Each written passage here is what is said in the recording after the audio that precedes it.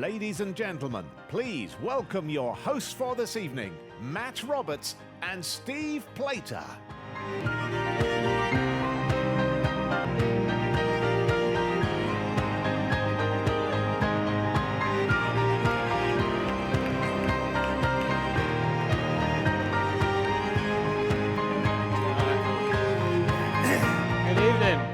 Good evening, ladies and gentlemen. A warm welcome to the Villa Marina and the official launch of the 2017 Isle of Man TT races, fueled by Monster Energy. I'm Matt Roberts, and you know who this guy is right here, of course. It's Steve Plater, senior TT winner. Come on, let's hear it for Steve. Thank you. We're going to be your hosts for tonight, and let me tell you, we've got a really cracking evening lined up for you with some of the world's very best road racers. Just, a few weeks, Steve, before they go into battle here on the mountain. That's right, Matt. We've got all the stars from this year's event under one roof. They're going to be telling us their plans for, obviously, the TT 2017, and obviously their ambitions, what they want to do, all about their testing, and pretty much what's hopefully going to be another lap record beating event this year. Yeah, let's hope so. If it's anything like last year, we're in for a treat. We're also going to meet some of the rookies who are going to be facing the TT circuit for the first time in 2017 as well. So an exciting night for everybody all round. But before we get stuck into that, let's just get the juices flowing with a reminder of what happened last year.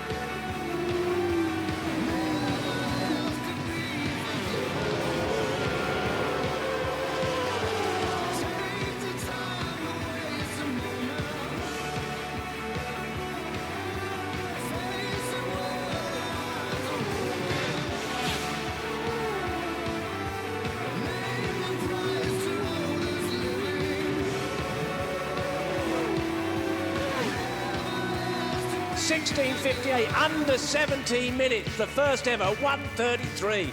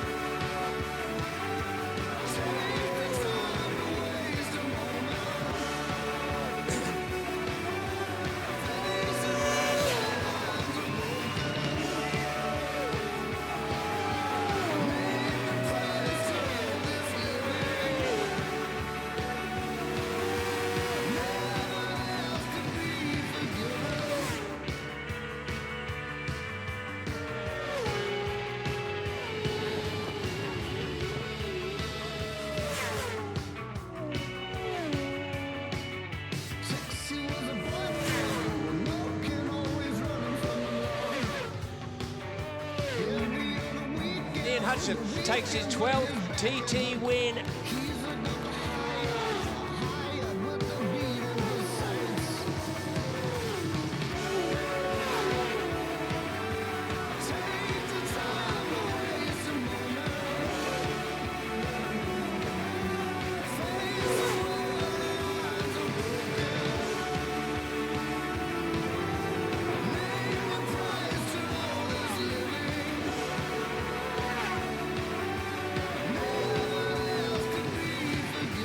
What a special day it's been for this man. 2 wins in 1 day.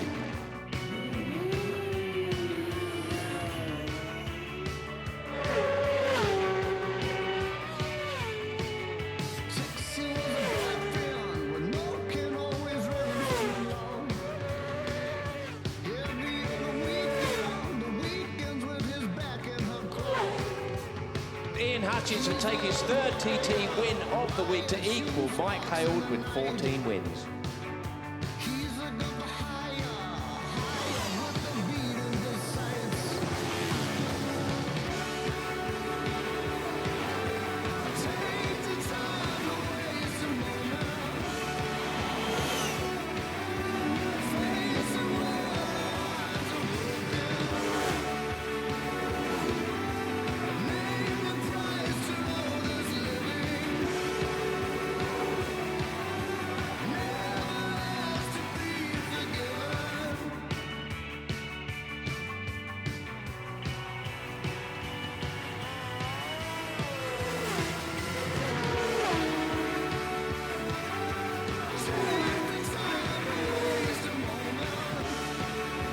Look at that, another outright lap record for Michael Dunlop.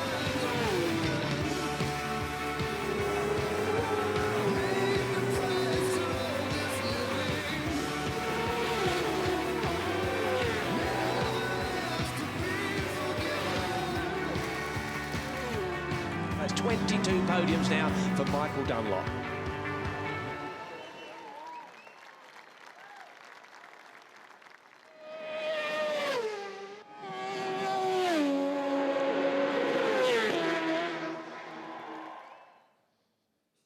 Oh yeah, I think that got the juices flowing all right, didn't it? Incredible action, incredible footage put together as always by North One, who do such a fantastic job every year with the TT. And a reminder, Steve, of what an incredible event it was last year. You had perfect weather, all kinds of records, great rivalries. I mean, it's going to take some beating, isn't it? Great weather last year, almost too much mileage for a lot of the riders, you know, and this year, new machines, a few riders swapping teams, a little bit of argy-bargy probably rolling over from last year. We don't mind that. Hopefully some more records. Yeah, well, we're going to be speaking to some of the guys who will be looking to break those records and maybe a bit more argy-bargy as well this year. But it would be wrong to go any further this evening without, first of all, paying tribute to a man who was such a huge part of the motorsport community, a genuine legend, and maybe that word is overused sometimes, but not in this man's case. John Surtees, of course, left us earlier this month. He was a man who left an indelible mark here at the Isle of Man.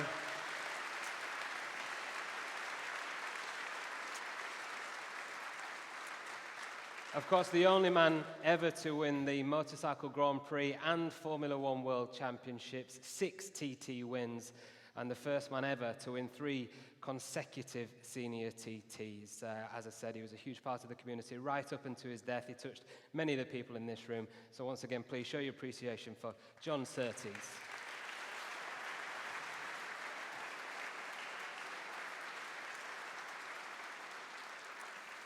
Ladies and gents, to start tonight, from one legend to another, we're going to start with a man that took his win tally to 14 last year with another hat-trick at the TT. He's a guy that's fought back from career-threatening injuries to lead the Tyco, BMW and the McCams Yamaha teams. Please put your hands together for a very special rider, Ian Hutchinson.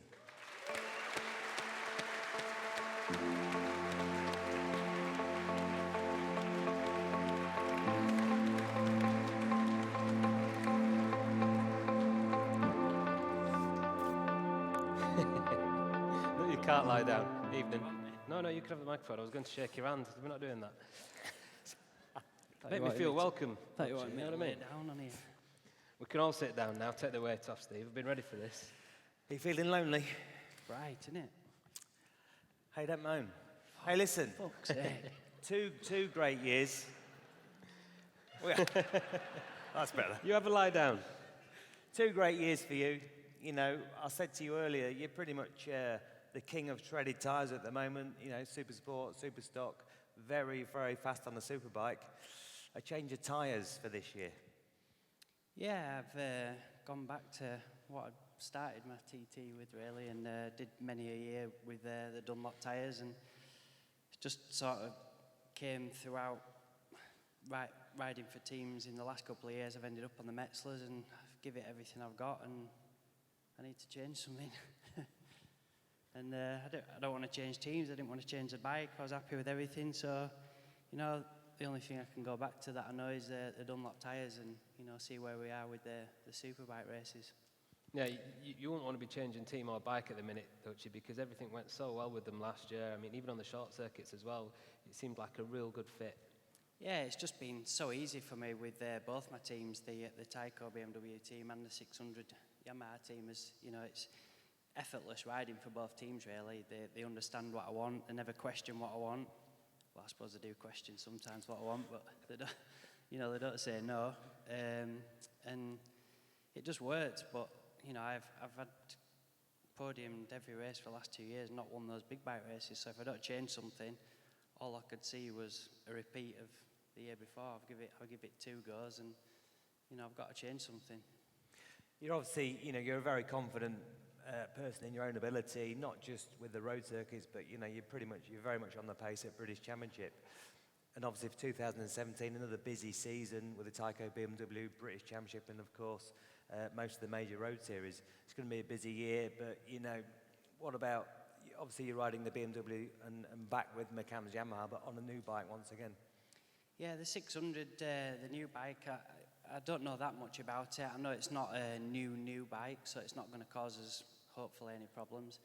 It's got basically an R1 style front end in it, as in forks, brakes, and new electronics if we want to run them. And the rest of it's the same as the old bike. So looking at the first couple of rounds in World Supersport, it doesn't really relate to the TT, but I suppose in 600 terms you can relate it more than anything, because the bike's been fast at the first couple of rounds of World Supersport, and without any disrespect to the riders that have won on it, I don't know who they are. So it's given them a couple of World Championship wins, so it must be pretty good. Yeah, I mean, you don't do anything by halves. In 2010, you won 5. You know, you come back, obviously, like we've mentioned. I don't want to talk about your injury, that's all in the past. But obviously, the last 2 years, 3 podiums, both TTs, pretty much on the pace. What is your outlook for this year? I know what your answer is going to be.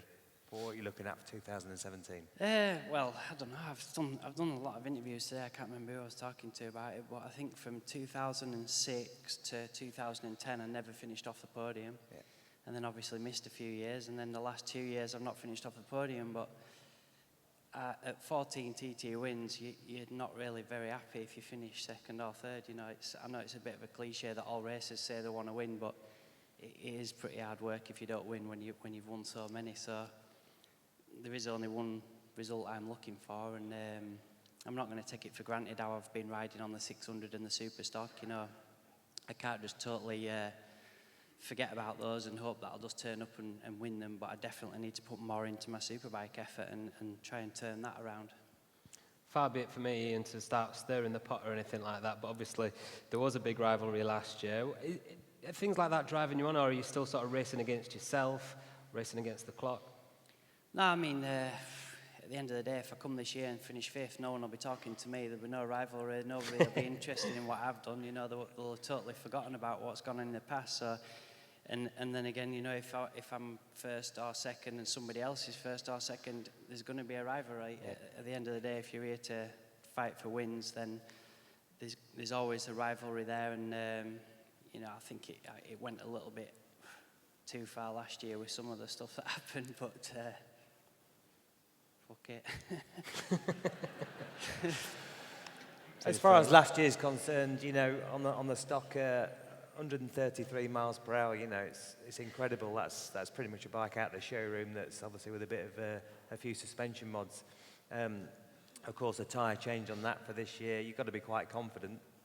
Yeah, the Superstock bike astonishes me. You know, I've loved that bike from the minute I got on it, and this time last year, I was a bit apprehensive. I'd gone to BMW, another manufacturer, you know, just wanted to stay with the same bike as much as I could, really. And I went out to Spain early because I was just so unsure whether I was going to like the bike. And the minute I got on it, I've loved it. And, you know, every race I had last year, I just enjoyed riding it. And I think I think it was Friday night in practice when I did 132.8 or something. I came down the little return road and all the grandstands stood up at the bottom of the return road and started clapping. I was like, it's totally lost because it wasn't even a race, it was only practice. I thought, they must be clapping that I got home safely.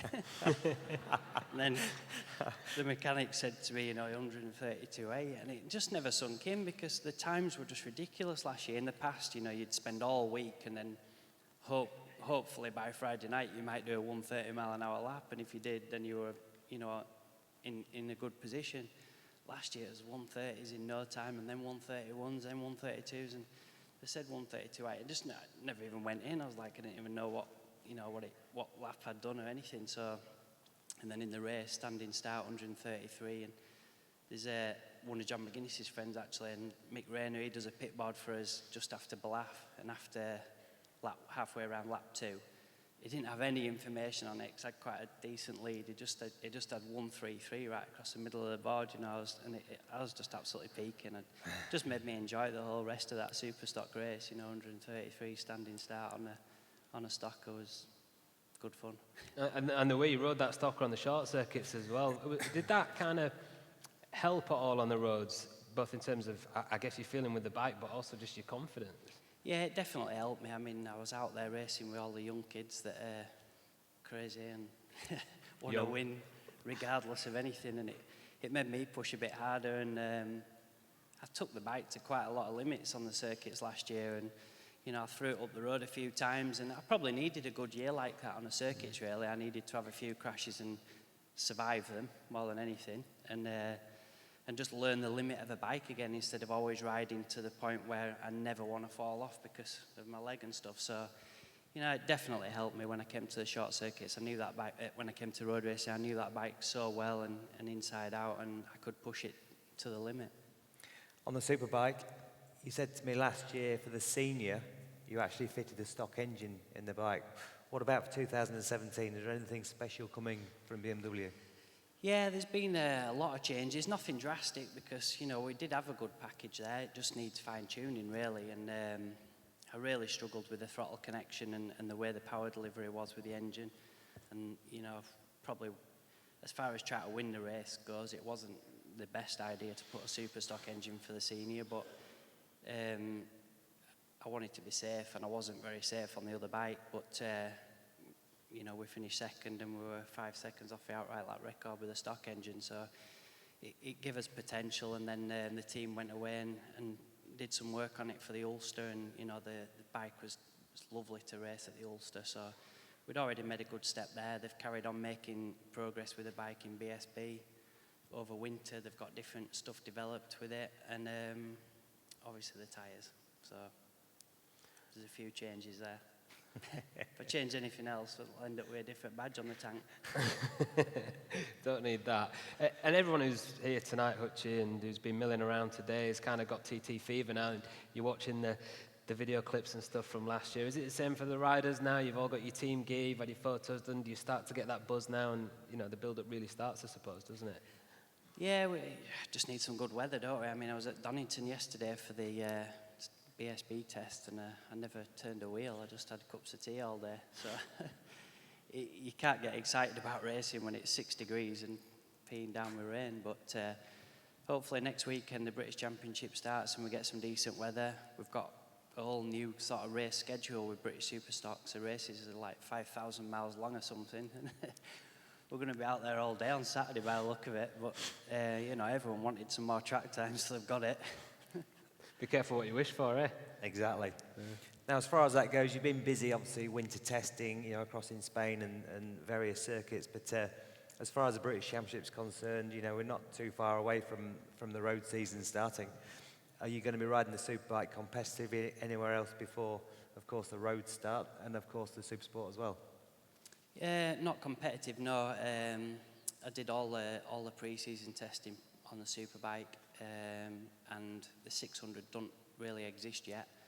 The team are going out to Almeria next week to collect the 600, the new bike. So I think Taron McKenzie's really pushing to get out on the new bike for maybe the second round. So if he gets out on that, he'll get a couple of rounds under his belt and we'll have a bit more idea about it. and then there'll just be a test schedule for me to do before the Northwest, and then the Northwest, and then here. So I'll definitely get plenty of time on it. Well, compared to what I've ridden in the past, I'm not really throwing my leg over the 600 till we got to the Northwest. So, and then superbike wise, the team will just do whatever I need to do test wise. Really, we did, like I said, a lot in Spain. We've still got a few more days to do at the local test track at Kyrgyzstan. So we'll do some testing there, and if we need it any more, wherever we need to be, really, and then the Northwest. Ladies and gents, obviously a remarkable man. You know, he's certainly never happy unless he's winning. Please put your hands together for this man, Ian Hutchinson. Thank you. Cheers, Ian. Ian.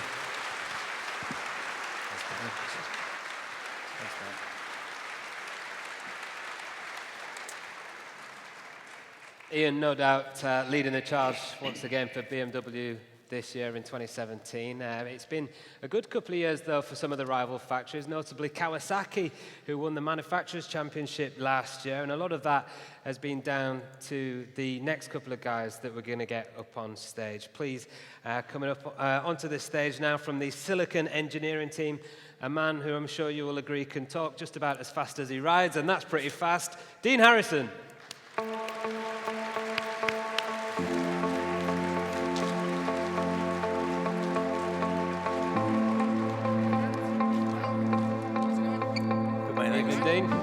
Grab yourself a microphone, take a seat, and joining Dean and representing the JG Speedfit Kawasaki team this year, please welcome James Hilliard.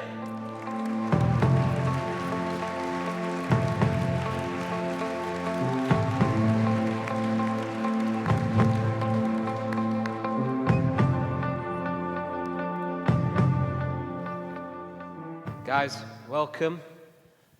You were pretty close. A bit like this, actually, for most of last year, weren't you? You boys were sort of duking it out for pretty much every race you were in together. Yeah, I suppose we must be on pretty similar tackle, I'd say. We're both in a Kawasaki, so it proves how close they are. I don't really want to talk about it. It's starting to get that talk feeling about this then. year. No, but I mean, you know each other well, and I mean, racing it on the TT course at that kind of speed, you obviously got a great deal of respect for each other. Yes, I mean, I think the Superstock race, we were like 2 seconds apart over 4 laps. It just shows, we were nowhere near each other on the track, but that shows the level the TT's at now with to be, that close. It's and it's not just our finishes. There's a lot of races that are, it's a Nats cock, so it's tough. It just shows every second counts. As soon as that flag drops, you've got to push maximum effort for 4 laps or 6 laps because you just don't know who you're going to be with at the end. It seems to be getting closer and closer every year. You're both race winners. You've still got a lap record, of course, the lightweight. But Dean, a great 2016. I think 3 podiums. Going from strength to strength, and arguably probably the best young guy coming through. You seem to be quite a laid-back person until you start talking, of course. You're pretty laid back. Your team boss, Paul Hidden, loves you to bits. He says you're quite, unassuming, and you don't really get too worried about anything. But what are you looking forward to the most 2017? I think the thing has been on the same bike, to be fair, because, like I said, I get along with everybody in the team. It's working really well, and I think you've got to be happy where you are to go fast. And I am quite laid back because I don't know if it's a wrong attitude or whatever people say, but at the end of the day, what will be, won't you? Do you know what I mean? If you win, you win. If you don't, you don't. Do you know what I mean? There's no point in taking your bat and ball home and weeping because it's not going to get you nowhere, is it? Do you know what I mean? So I turn it with the bike I've got and I do the best with what I've got available that day and then see what comes out of it. So luckily the thing is I'm with the same team again, the same bikes. I know what the bikes are capable of. And I feel like I can go faster, to be honest. Everywhere I go, and every year I go through, I learn something else, and I sort of progress from there. And we've got the new 2017 ZX&RR Superstock bike, which is slightly better than the last year's bike. Don't get me wrong, it's not got 50 horsepower more and all the rest of it. Do you know what I mean? It's just better in here, there, and everywhere, and hopefully that'll bring a bit to it. And the Superbike is something that we're doing it looking at, like Ian run a Superstock motor, and so did we. Do you know what I mean? Everyone, there's not just them that are in that boat. We did have that for the full fortnight, so it's what you must make the best of what you've got. Yeah, and James, like you guys were so close to Hutchie and Michael last year. What do you got to do? Do you sort of have the same philosophy as Dean, where you're thinking, well, each year I'm going to take what I learned last year and just build and build and build, or is there something you feel that you need to do this year to make that step?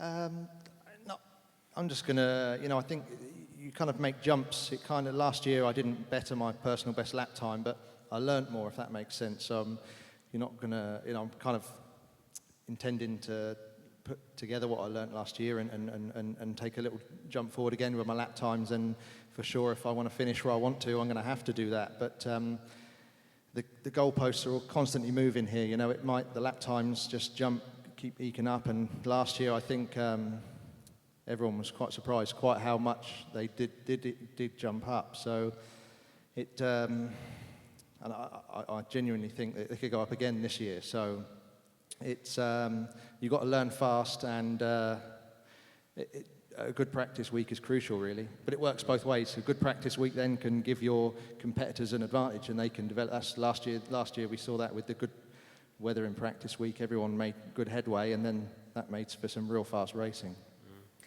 For you, James, you're quite surprising. Obviously it's my job to watch and to do a little bit of homework through practice to cover, obviously, North One's TV coverage. But you always seem to be starting that steady. It's like you've got reverse gear on all your bikes. You admit it yourself. You start very slowly, build up, and then obviously by the time the races come, you're quite kind of relaxed and on the pace. Yeah, I kind of, I don't know, that's just how it works for me, and I build up slowly and kind of focus on the areas where I feel weak and bring it all together in the race. But last year actually worked out good because I don't know if I should say this or not, but I don't care, I'm going to say it.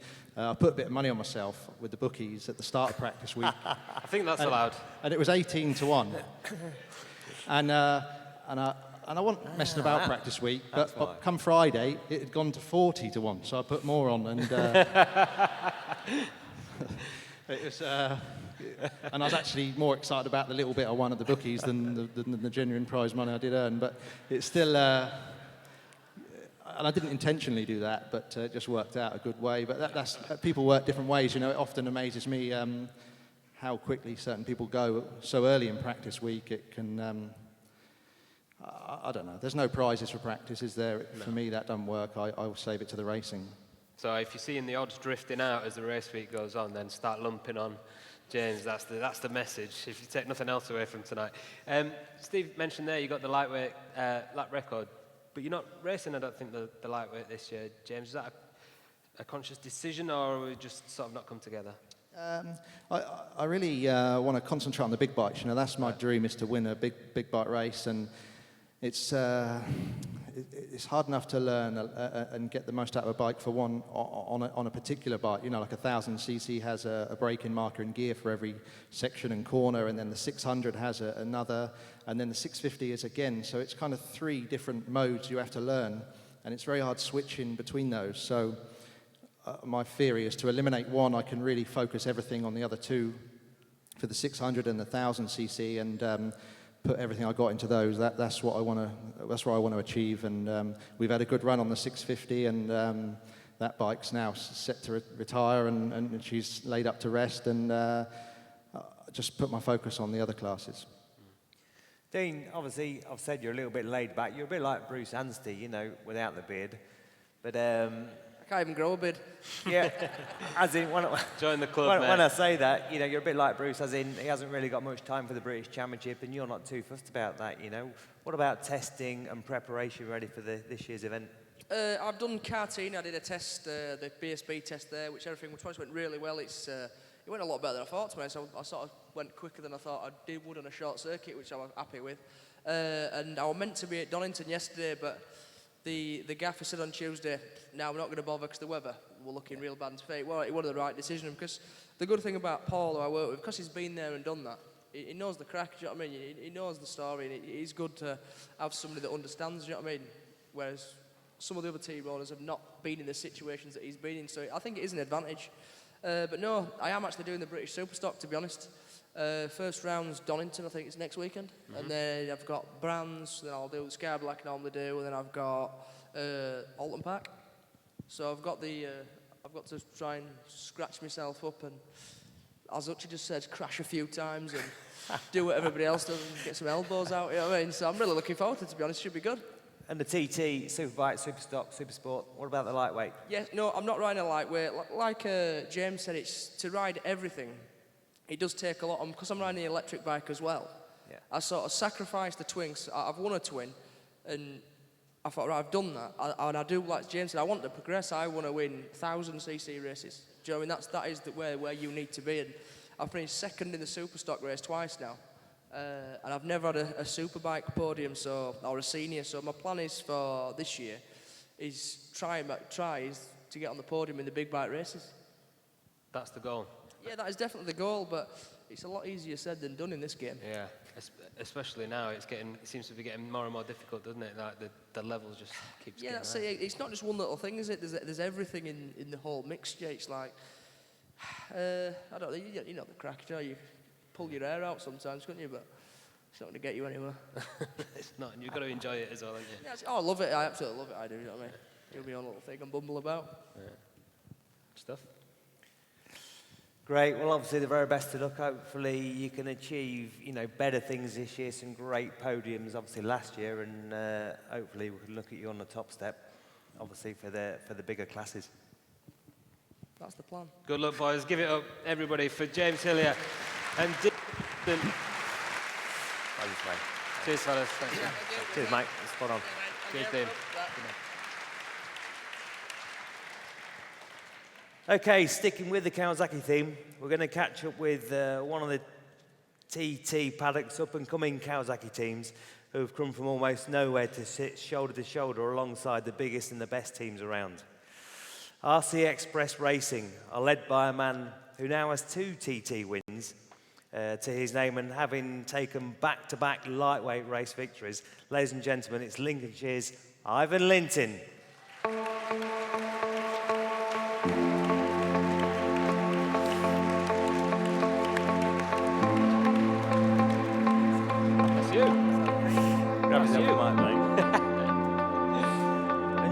Joining Ivan in the team for 2017 as a guy who's been steadily climbing up the leaderboard in recent years and now looks ready to firmly establish himself inside the top 10. Ladies and gentlemen, please welcome Steve Mercer.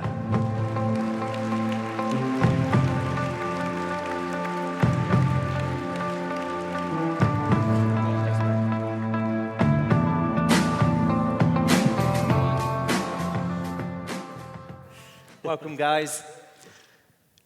Mate, I was chatting to you in the airport this morning. You're quite upbeat. You've been travelling all around the world, treating your missus to a trip to Vegas. You're living the dream, you really are. I thought he was a hard-working man. I'm not living the dream. I'm getting the brownie points up so she can let me clear off racing for long enough in the summer. But yeah, we're doing a bit of travelling, obviously testing and everything, and been away on holiday and back out testing again tomorrow to Spain. But it's good. It's good. It's good getting bike time in the sun, isn't it? But the poor old buggers at Donington Park sat in the awnings looking just at it raining and then go playing in the sun in Spain, so it's good. Yeah, you got plenty of sunshine last year, of course. It was, as we saw from the footage earlier, just an incredible couple of weeks. And Steve, for you ended up with your best lap, like a lot of the guys actually, because the conditions were so good, weren't they? I mean, how do you build on that this year? What's your goal? Just to better it, really. I mean, the conditions last year were absolutely perfect. The track was perfect. Riding for the Jackson team last year was really good. The bikes were really well prepared and, those competitive bikes. And this year we moved on to the RC Express team and obviously, they've won 2 TTs now and you've got Danny Horn and all the guys behind the Kawasaki's and the bikes are really good. We went down to Spain riding the bikes and, the bikes they're really competitive. They're really well turned out. They're going to be nice and reliable. So where we're going to end up, I don't know. You've got to try your best, haven't you? It doesn't get no easier, and I don't really want to put sort of, I've got targets in my head where I want to end up, but I'm not going to sort of shout about, because then you're putting pressure on yourself, aren't you? And I think, just go out there and ride your best, and you'll end up where you end up. So, we're firmly inside the top 10. That'd be a good start. Ivan, I've just mentioned, obviously, back-to-back victories on the lightweight. You're pretty much in control of that class at the moment, or you seem to be very happy and very settled there. What about the bigger bikes? I'm looking through your results, and last year I'm not quite so happy. You know, you're supposed to be taking these trophies back to Lincolnshire. What's happening on the bigger bikes? Well, I was looking coming up there, and it said 27th quickest for the obviously big bike, 127.9, and that needs to change really. Looking at Steve's 21st quickest, so if we can each edge into the top 20. I don't know whether that'll be a 130. I would say it will be. I'd be over the moon with a 130. But Dean alluded to it. It isn't as easy as just sitting here and saying you've got to string the lap together. You've got to get good practice. Everything's got to click on the day. And but hopefully 130, and hopefully be faster than 27.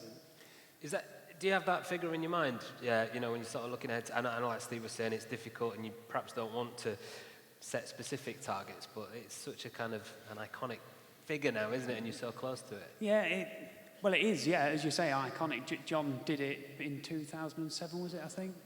And then it was like a massive, significant lap until probably 2 or 3 years ago. 130 was a lap, but now they're banging them in practice. So even if I do one, it'll still be, you could be banging 130s in or race and finish 20th in the senior, or you could, if a few break down and have bad runs, you could be 10. So just have to see how it all goes, really. And would you take a 130 lap on a big bike over defending your lightweight title? I don't know about that. No. I don't know. That would be difficult, wouldn't it? I obviously sort of specialise in the twin a little bit, and that makes... I try and ride a big bike a little bit like I ride a twin, and it impedes me a lot, really. Because you try and chase these boys who ride big bikes all the time, and I end up on the edge of the tyre too much and just struggling with grip and everything else. But I think if I wanted to really knuckle down on a big bike, I'd have to make the step like Dean and James have done, and like really knock them on the edge to concentrate on the big bike to try and progress on that properly. Right. And that's not on the agenda? Not yet. No. Steve, you know, you've been around a while, British Championship, you're quite big into the world endurance scene, so you've done a lot of mileage and you're very competitive there. You know, as far as the TT goes, is that all you're going to be competing at for 2017? Yeah, we're doing the endurance championship for Mototech Honda. We've actually stepped up from Superstock to EWC now, the superbike class. So that's quite exciting. And for me, it works really well for TT doing the endurance because you go out on first practice on Saturday evening, and you know yourself, you've done it. And a lap of the TT circuit used to feel a long way round, whereas where I do the endurance, it doesn't feel long. You know, it feels like 5 minutes instead of 17 minutes, whatever it is. So, no, it is. We'll be doing the endurance again this year, and we've got we're going to Le Mans next week, and then we've got the Le Mans race, and then the Northwest. And in between the Northwest and the TT, we've got Oschersleben 8 hour, and then finish here at the TT straight to Slovakia for the Slovakian ring. So, yeah, it's gonna be quite busy. So a lot of track time. You're getting paid by the mile? 45p a mile, is it? That's a going rate, isn't it? I mean, it must be quite a culture shock when you go from one to the other, from World Endurance to something like the TT. I was chatting to Steve on the plane over this morning, and he was telling me some quite gruesome stories about how cold you get on the endurance bike during the night and things like that. And then it's a total switch, isn't it, when you come here? Yeah, me, Connor, and John done the endurance last year at Le Mans, and I think it was about 3-4 in the morning, and we walked out, and there was literally frost on the cars, and I couldn't believe it. Like, it's amazing. We're still doing the lap times, and the tyres were still gripping. It was -2, and we're still going around in circles. And yeah, I don't know. I think you sort of, you get into the zone, don't you? And you sort of get stuck in and just get on with it, really. But it's crazy because you'd never go out on a motorbike in -2, would you? You just wouldn't do it. Yet we're racing around in -2, and we're still churning out lap times. And yeah, we came over to the Isle of Man after that, and the sun shone all week, and yeah, it was nice, especially, you go out in the evenings and the sun's coming down, you're going over the mountain, and yeah, it's quite epic, isn't it? You can't go and buy that. Bit of a different buzz. I don't know about you, Matt. After speaking to Hilliard, I reckon it's worth a sneaky bet on a bigger bike. I think we'll get great odds on Mr. Linton. Yeah? I don't know if you get 40-1 now. That might be a bit looking good. That, guys, we're all looking forward to seeing you both in action once again on the lightweights, of course, and on the big bikes too. Please give it up for Ivan Lintel and Steve Mercer. Thanks, guys. That's great, guys. Thanks. Thank you. What a mate. Cheers, mate. Thank you. What a mate. Cheers. We're going to move briefly from 2 wheels to 3 wheels now and take a look at the sidecars. And for any pretenders out there looking to get their hands on the podium champagne, there's a couple of outfits that they're definitely going to have to get in front of.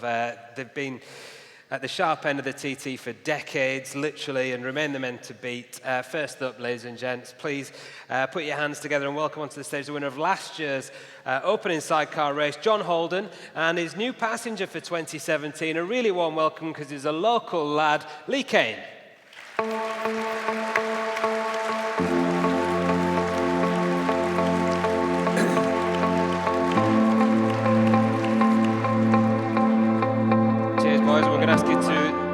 Squash up on the sofa because we're going to have 4 of you here. In fact, it might be better if you could go around the back and just hang on to the back of the sofa. I'm joking. Just crouch down at the back and just cling on. Close your eyes. Sorry. And now the most successful TT driver and passenger of all time with a combined 25 wins between them, moving to Yamaha Power for 2017. Let's give it up for the local legend. You all know him, Dave Molyneux, and his passenger, Dan Sale.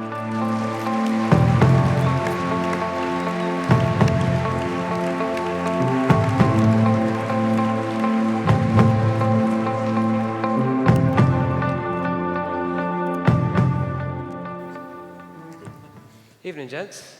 Good evening. Good evening. John, we'll start with you because obviously you've got your new passenger here, Lee, for 2017, and it's been a while since you've had a different passenger as well, isn't it? So it's going to be an interesting year for you. Yeah, I teamed up with Andy Winkle in 2006, and since then we've been fairly successful, so all credit to Andy. But people are wondering probably why not with Andy again, but I think to move on you need to just change a few things, like Hutchie said. He's changing tyres, I'm changing a passenger. My bike's pretty good, the Honda and the LCR and everything, so I think the package I've got is there, but maybe there's some things we can do a bit better, and that's nothing against Andy or anything like that. You've got to try these things, haven't you? Yeah. And that's what we're doing. So no pressure, Lee. No pressure. But I mean, on the other side of that, what a way to step up on the back of a guy like this. Yeah, I'm privileged really to be on with John. He's the true gentleman of the paddock. He's been around long enough now, and it's a big chance for me to get the win that I really want. And there's nothing better than I like than going fast around the TT course. You know, it's flat out for so long, and it's just what I live for really. So I can't wait to get going. Keep the mics up, guys, please, so they can all hear near your mouth. Now, of course, a great TT last year, with the first and the second and the overall winners. The pressure's on this year, really. There's so many great teams now. I know with the sidecars, it's all about reliability. You're sticking with what you had last year, so you must be pretty confident. Of course, you've got your young buck to keep in shape and push on, but you must be quite confident running into 2017. Yeah, like you say, we've kept the same bike and everything. And it is tough. There's 4 or 5 guys out there who can bang 117 on a good day. So, we're going to have to shape up to do well. But I think if we get a decent week and some reliability, and I'm sure Lee will bring some pluses to the team, be good. But also we're just changing a few other things, aerodynamics, just a few different tweaks on the bike that we think should help. Chris Mayer's doing a fantastic job on a different engine setup for us and that, so it should be good, we're not just sitting back and coming with the same thing. We're really trying to up the ante a bit. And I guess you guys on the other end of the sofa now will be hoping that they don't up the ante too much, won't you? Of course, you're the men with the most wins and most podiums here in sidecars around the TT circuit, but the challenge always gets bigger every year, doesn't it? Yeah, I like to present myself with a challenge as much as be met with the same challenges every year, like John and the rest of the lads. So, move to a Yamaha, why not? Haven't rode one for 20 years. Got halfway through last season with complete disaster, to say the least. Couldn't wait to put everything in the bin. Did it at the end of July. I think some of it was John's bin. Some went in my bin. Anyway, by the end of July, I'd squared everything up and got Yamahas together. decided I wasn't going to ride for the rest of the year, and we started testing in 12th of January. That was our first ride, and we've been riding it since, and pretty impressed with it. It's a damn good bike. A great record, the pair of you. I don't think you've been off the podium since something like 2002. That's an incredible. I think that's worth a round of applause. It's incredible. A few DNFs, of course.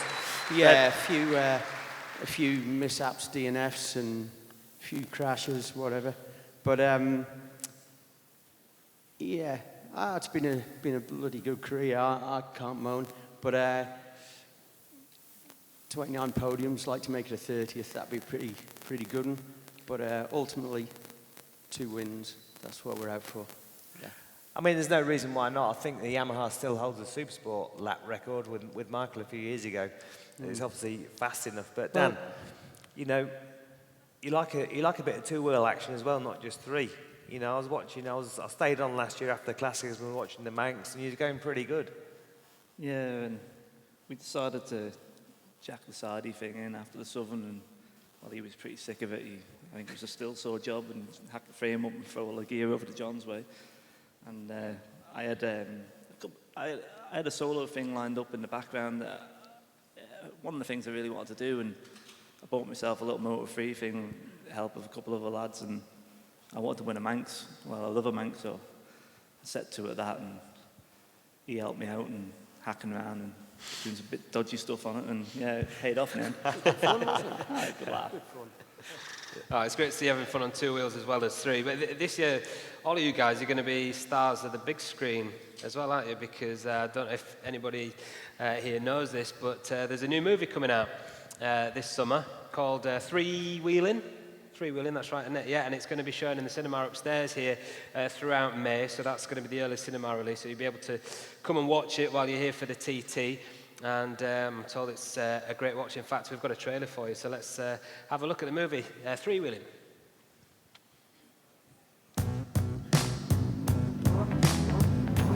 I don't think he ever is happy. When he's in the zone, don't get in. I couldn't see him. That's what your dad's are, really, isn't it? He's got 2 obstacles in his way anyway. Yeah.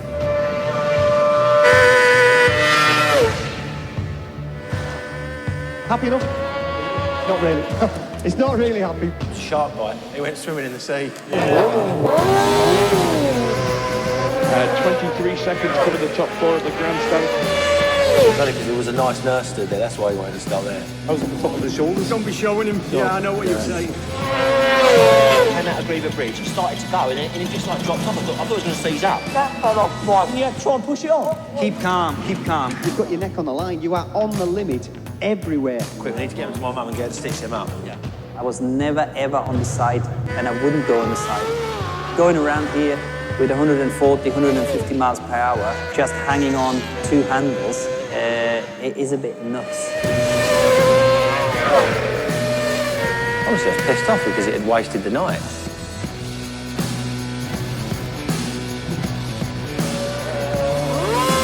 He knows that machine is capable of winning. Got him on his bloody sight, of course. That's a TT.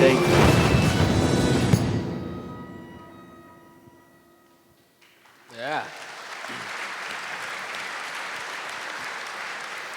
3 wheels, 2 riders, and dare I say it, 2 massive sets of balls as well. They missed that off the trailer, but they can have that for the promos. Dave, I believe you were quite heavily involved in the movie. Lovely little taster of it there, but what more can you tell us about it? Well, it's all created by Chris Bowman, who's a massive enthusiast of the Isle of Man and has now become a big enthusiast of sidecar racing. And his idea behind it was to try and promote it more, to get us guys more help and support in what we like doing. And it was as simple as that. And he's done some job of it. I mean, the hours and it's just been a massive undertaking to achieve what he has, and fair play to him. I think it's going to be a bit of good viewing. That was great. Now I've been kind of tagged in my time as a little bit loose and a little bit crackers, but you know what? I'm good as gold and as soft as a flipping baby compared to people. It's way. No. It's way overdue that you got in the side of that thing and had a go. You might like it. What do we think? Yeah, let's get him out Later there. on a sidecar, it's got to be A done. little taste of TT week. These are your dates, by the way, for three-wheeling, as you can see there. Sunday, 7th of May, the Broadway Cinema at 5 p.m, and then various dates after that. And as I said, it's pretty much before, during, and after the TT, so you're here anyway. Get stuck into that. Guys, wish you all the very best. I'm sure the film will be a great success, and hopefully your adventures on the track are once again in 2017 as well. Give it up. Thank you. For the class of 2017. Yeah, very good this way. Thanks, mate. Cheers, Thanks, mate. mate. Cheers. Thanks, Dave. Cheers, Dan. Now, the TT, pardon me, the TT always seems to have a fast Johnson or Johnston on the starting grid, and no more so than these next two guys. Gary Johnson already has two TT wins to his name, and is taking things in a different direction for 2017, having set up his own team. Ladies and gentlemen, Gaz Johnson.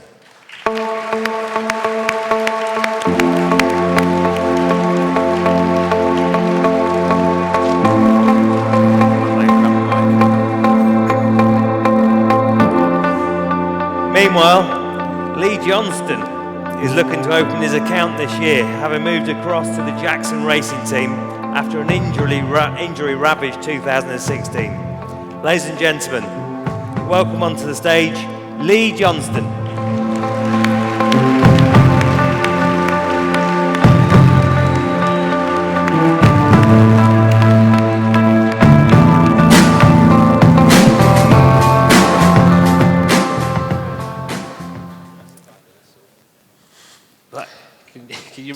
Can you reach the floor there, Lee? Looks like an episode. Your feet aren't touching the ground. You're sitting a bit closer to the front. Somebody's going to have to come and get me down when we're finished. Looks like some more funny I Shrunk the Kids or something. This is the biggest sofa I've ever seen. First of all, tell us a story with that beard. You told me the other day you've actually trimmed it right down. Yeah, I went home about 2 weeks ago and my mum didn't really see the funny side of it, so she went a bit mad. So I had to trim it back a little bit. So this is me well groomed. But obviously Matt's come from BSB, hasn't he? So he's well groomed. And look at that little that quiff over there. And he's groomed. So I mean, don't be taking the mick. It's his first night here, so go steady on him. And he's doing a good job, isn't he? Thanks, Lee. We're actually neighbours now, aren't we? So you can come round and I'll give you some styling tips if you want. Your mum will be well pleased. I've picked up the accent, Yorkshire accent well. Yeah, well, people might understand you then in the local, which would be a good start. Gaz, for you, on the graphic there, it said TBA for your teams and stuff. You're busy this year again, aren't you? Tell us about what your plans are.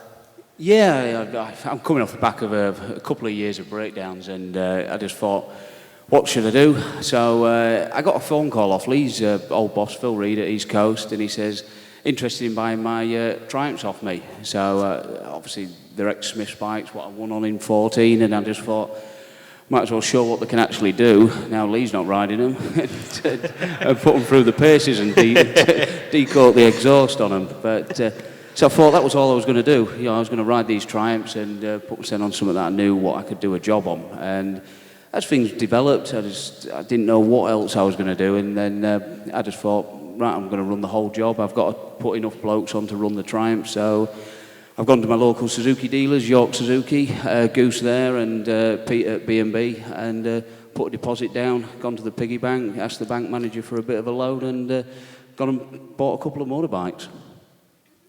So is there a name for the team yet? Is there any big sponsor, or is it purely funded by Gaz Johnson? At the minute, just purely funded by me. Like I say, I've gone to the bank and I thought, I can't wait to get a sponsor, and one may never turn up, but hopefully, if anyone's out there. But so I've gone out and just go and fund it myself and see what happens. You know, at least I can deliver a package, so I'm hoping something comes about. I know, obviously, you know, whatever team you ride for, you're always keen on doing things your own way, which is fine. Everybody's different, you know, but it's a lot of work, and obviously in preparation for the oncoming season. It definitely, you know, I've took too much on, but there's a lot of people around me who's helping us. I've got my old boy helping us again. You know, he's designing stuff in the pub, building it in the shed, and it's turning out in some way, shape or form. But, you know, I've made some big decisions in life. I've changed a few things in my personal life, and I've converted my house into a workshop, and I'm going to make things happen, you know, so I hope that's all you've changed. Can't change his face, can he? He's stuck with that, like, so there's no option. Lee, a bad 2016 for various reasons, you know, but this year, obviously, with the Jackson Racing, a great team. You've been away testing over in Monte Blanco and getting plenty of miles in, not just, obviously, only TT bikes, but on the endurance bikes as well. Yeah, like, firstly, like Gal said, I had a great team last year. It was nothing to do with the team why the results were shit. That was basically down to me, do you know what I mean? And my form of riding and just a few other things that happened with getting injured and my home life and stuff. But yeah, so it was sad that the team finished and stuff like that there. But yeah, with Jackson's now, I'm happy. We've been to Monte Blanco last week testing. Me and John and Guy, the lad that does the boat stuff, and the other lad used to be a brickie. So it was good. It was good time. Do you know what I mean? And I was there to ride a motorbike, so it was all good. It was all good fun. But we used it more as a shakedown test, you know, to get used to riding the Hondas after being on BMWs for two years. But I got straight on the little 600, and it was just like when I rode it before and stuff. So that was easy. And we've got quite a bit more testing to do on the superbike and stuff. So it's exciting, really, to be honest. I'm looking forward to riding it at the TT. I spoke to, Pat Walsh from Dunlop Tyres spoke to me, and he said you was on fire in Spain. He was really impressed. Literally, it was 28 degrees. I was actually on fire. my skin is not designed for 28 degrees temperatures.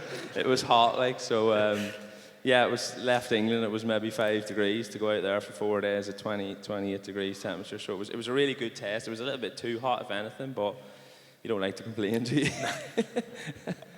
Yeah.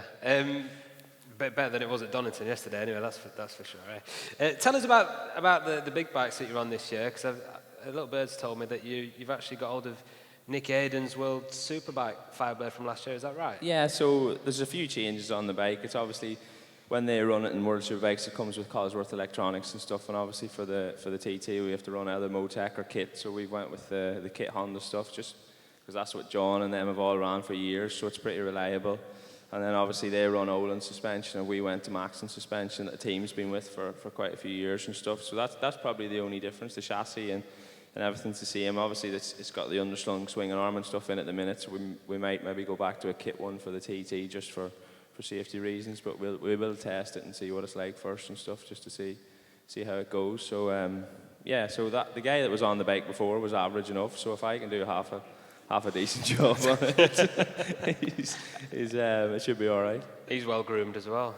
Yeah, he talks a bit like me as well. Yeah, just as easy to understand.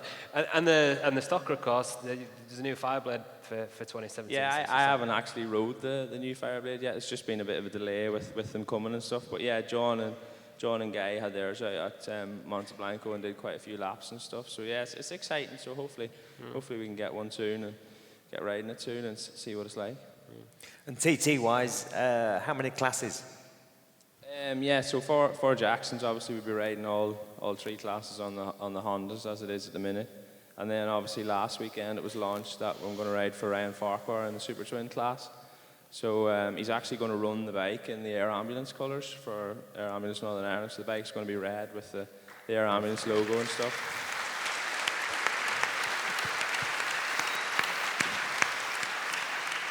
He's going to be well upset. I'm getting all the clapping for him running the bike in the colours. Thanks very much.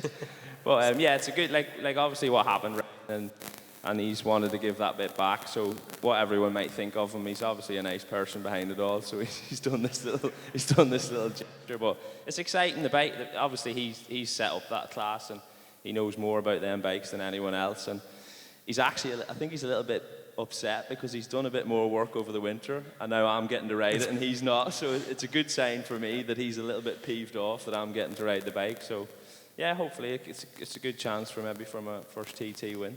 I was just going to say, you must be quite confident, obviously, with your build and stature. Not saying you're short. I don't understand not saying what you're short, going with this, Stephen. Not everywhere, but you must be quite confident. Obviously, Linton's been the man the last 2 years. You must be quite keen to be able to take the fight to him. Yeah, we should really be fit to win a Super Sport race or a Super Twin race, but like obviously the first podium was in the Super Stock class, so I don't know. After last year, I can only have a better year. I mean, people talk the glass being half empty. Mine was empty, smashed on the floor. That's it. Do you know what I mean? So it can only be better. Like, so I'm more excited now, I think, than I was even at the start of 2015, just to get back on the horse and get riding bikes fast again, hopefully. You both know what it takes to make a Triumph go fast. Gary, I think your one in 2014 in Super Sport was the first for Triumph since 2003. So are you using that as kind of any kind of base, even just for motivation purposes, I suppose? Well, yeah, obviously Bruce won on it back then, and then I jumped on it, and it was a little bit of an unknown. No one was really using the Triumph, and I thought it'd be a good bike, and proved it was, and lap times were quick. You know, it was a bit of a dodgy race with weather, but come good on it. So I've got a bit of setup data from there, and that's where I'm going to go with it to start with, and put my knowledge to it and move it on a little bit. But I'm glad you mentioned the lightweight race, and no, Lee ain't going to win that one either. So that one's got my name on my little Chinese noodle bike. And I know you are all laughing, wondering why Gaz is in a lightweight race, but he is going to trim down before the TT. Yeah. We're on diet cheese and diet everything. So, but yeah, the little baby WK bikes, the boys and girls there have completely transformed the bike again. It's got new ECUs, and they've worked over the winter. And you know, every time I write it, I write a list of problems or improvements, and they keep coming back and doing it. And this year, hopefully, it's going to show what it can actually do. You know, we was only a second off the podium. We had a poor pit stop, which we was in the mix there, and it's shown in practice it can do the lap times. It keeps having little issues in the race. You know, it's just that's what you get with race bikes. And every time you have a problem, you fix it, and then another one comes. But they're getting smaller and smaller each year. And I'm hoping to put the first guy to put the new manufacturer on the podium in 52 years or something. And well, make sure that little thing don't definitely beat me on his Ryan Farquhar machine. I'm sensing some animosity there. That's not very nice, is it? You should wish your components Yeah, well. Look at him. He's like half my size, half my weight, half as good looking in my eyes. there's not a lot to him at all, is there? You must be quite confident. You know, I would say that Gaz Johnston's pretty much, if the bike's right, you're very, very fast, you know, especially at the TT, and you're probably in the best position, I think, this year to obviously build yourself something special that you're really happy with. Yeah, what I've done, there was things I did when me and my good friend and sponsor John Chapman did stuff together, worked with a mechanic. I got things how I wanted it, and I never changed a thing at the TT, and I went straight out, and I was one of the quickest guys on a super stock bike, super sport bike, and I was running mega on the super bikes in the races. You know, I've gone with teams, we've changed stuff, and it hasn't worked for me. You know, different manufacturer suspension, nothing wrong with that. It just I haven't got the sweet spot where I want it. I'm going back to what I know, to the people that have done the work on the bikes before. Go test it, and I'll keep testing it. You know, as long as I can afford it. If I'm not happy with the bike, the week before the TT, I'll be out every day finding a track to ride it until I box it up and say that's ready to come. Then I know I'm going to come here and do a decent job. And my head's right. You know, I'm in for it this year, and see what we can prove. Can't wait. And lads, we can't, as much as we'd love to have you here all night, because it's been great chatting to you both, we can't let you go without mentioning your charity work, Lee. Obviously, you were quick to credit other people earlier on, but you do a sterling job yourself as well, and your cancer charity is seemingly going from strength to strength as well. Yeah, it's actually, it was, after my dad passed away, I did consider stopping it and stuff. It's just, you go through all sorts of selfish thoughts and stuff, don't you? But now that it's actually, this has happened and everything, and we've carried it on, I probably feel better now for doing it than anything, because if it's there to help other people, and there's so many other people involved. There's a good friend of mine, Stephen Henderson, that pretty much runs the charity now for me when I'm away and everything, and does all the IT side of it and social media and stuff like that there. So I'm sort of like the face of it a little bit, and he does like maybe 80-90% of the work and stuff. But yeah, we're official partner of Marie Curie and everything now as well, so it's actually recognised as a proper partner for the charity. So it's going from strength to strength, and that's all. It's probably exceeded what I expect. I expected to raise 13 grand in the first year, and that was it. And I think we're at 55,000 or something now. So wow.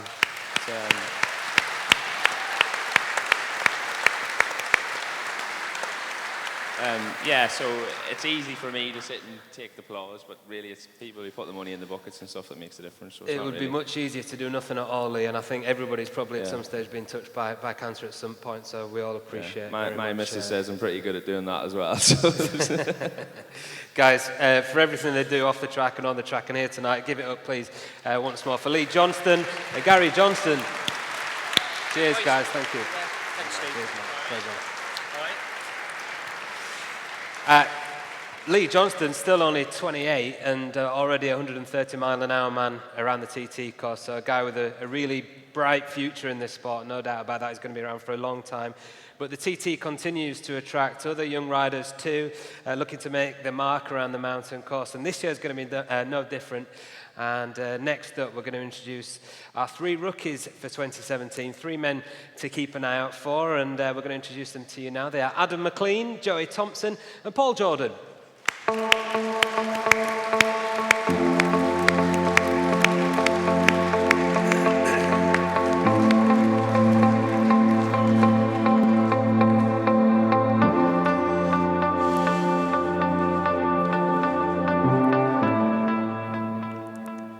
The couch just got a whole lot better looking, didn't it? Not really for me to say, but even with Lee and Gary on there, you know what I mean? And quite a bit younger. Yeah, he's quite a bit younger.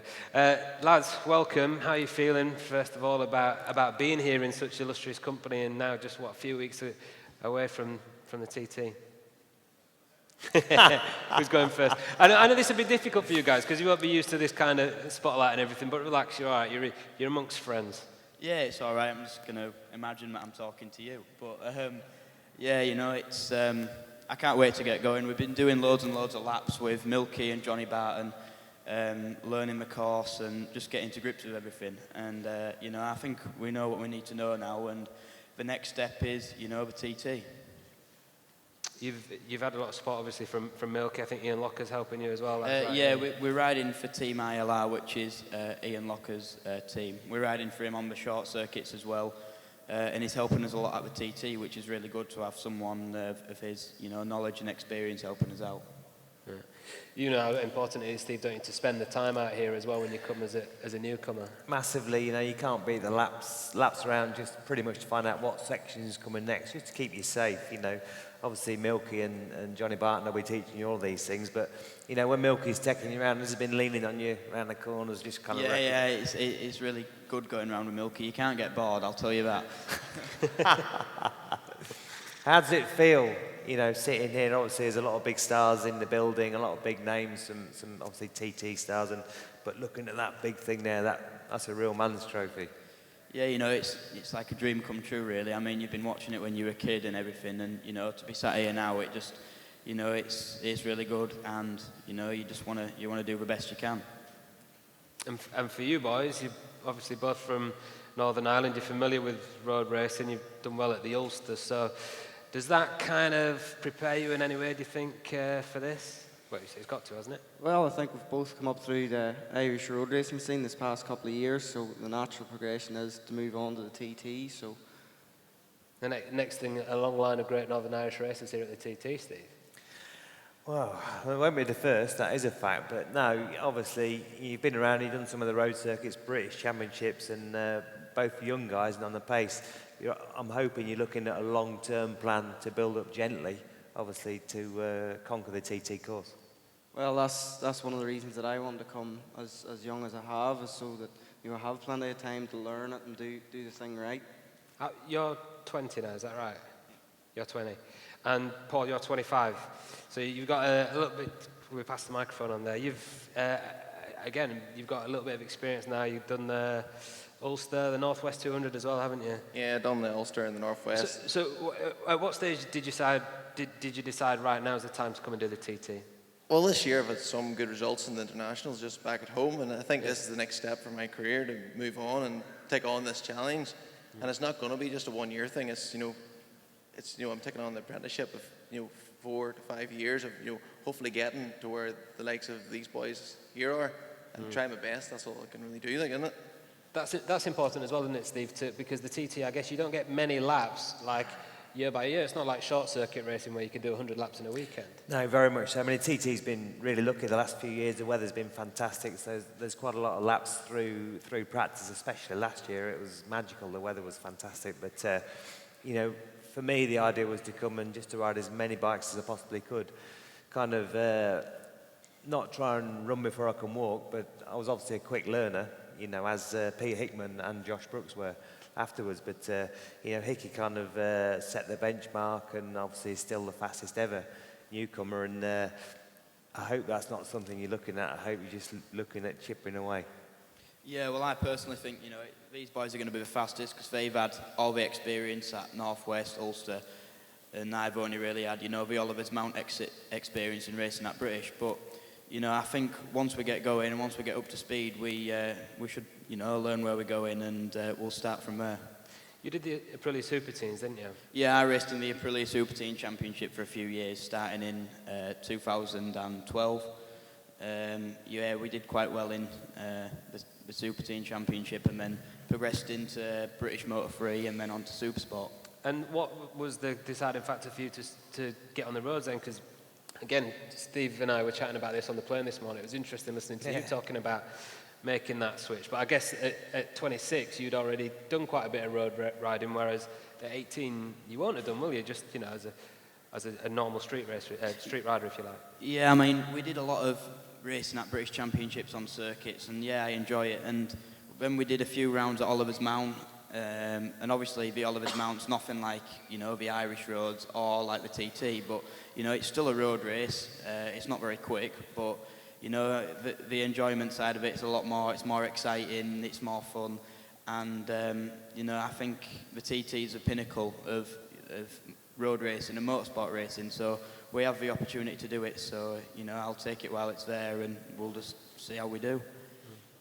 And Adam, tell us a bit about your relationship with the team, and I think you've got quite a close link up with Nick Morgan, is that right?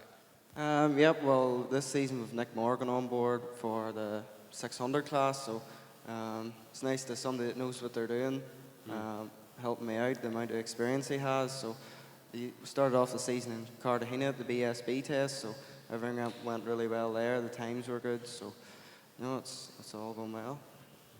Right, so all three of you, who's your TT hero? You. No, I'm joking.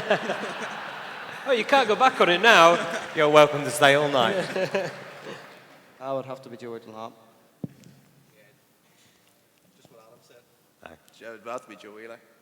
Well, for you boys, yeah, obviously coming from Northern Ireland, got to be Joey Dunlop, but what about Yeah, you? well, to be honest, it's Joey Dunlop as well. Oh, great. I can't get my breath. Never mind, Steve, you're my hero. You're my hero. Guys, listen, all the very best, not just this year, but as you build and get faster and faster and in the future as well. And honestly, if you do as well on the tracks as you've done tonight in a pressure situation, it's not easy, is it, coming in front of all these people for the first time? You've done really well. Guys, please give it up for our three rookies for 2017. Adam, Joey and Paul. Boys. Well done, boys. Well done, mate. Well done. See you, man.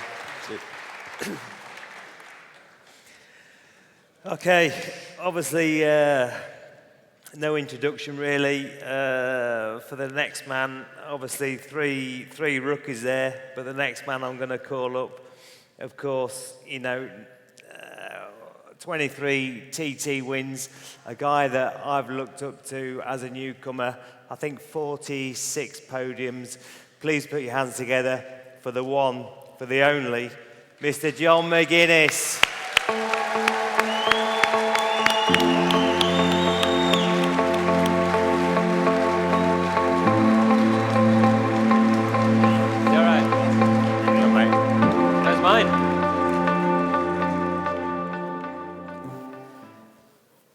Take microphone number 4, Hutch's number. I know you need grey hair to do that. No, as Michael Rutter got it. There was a bit of an argument one there on that. Was BSB job.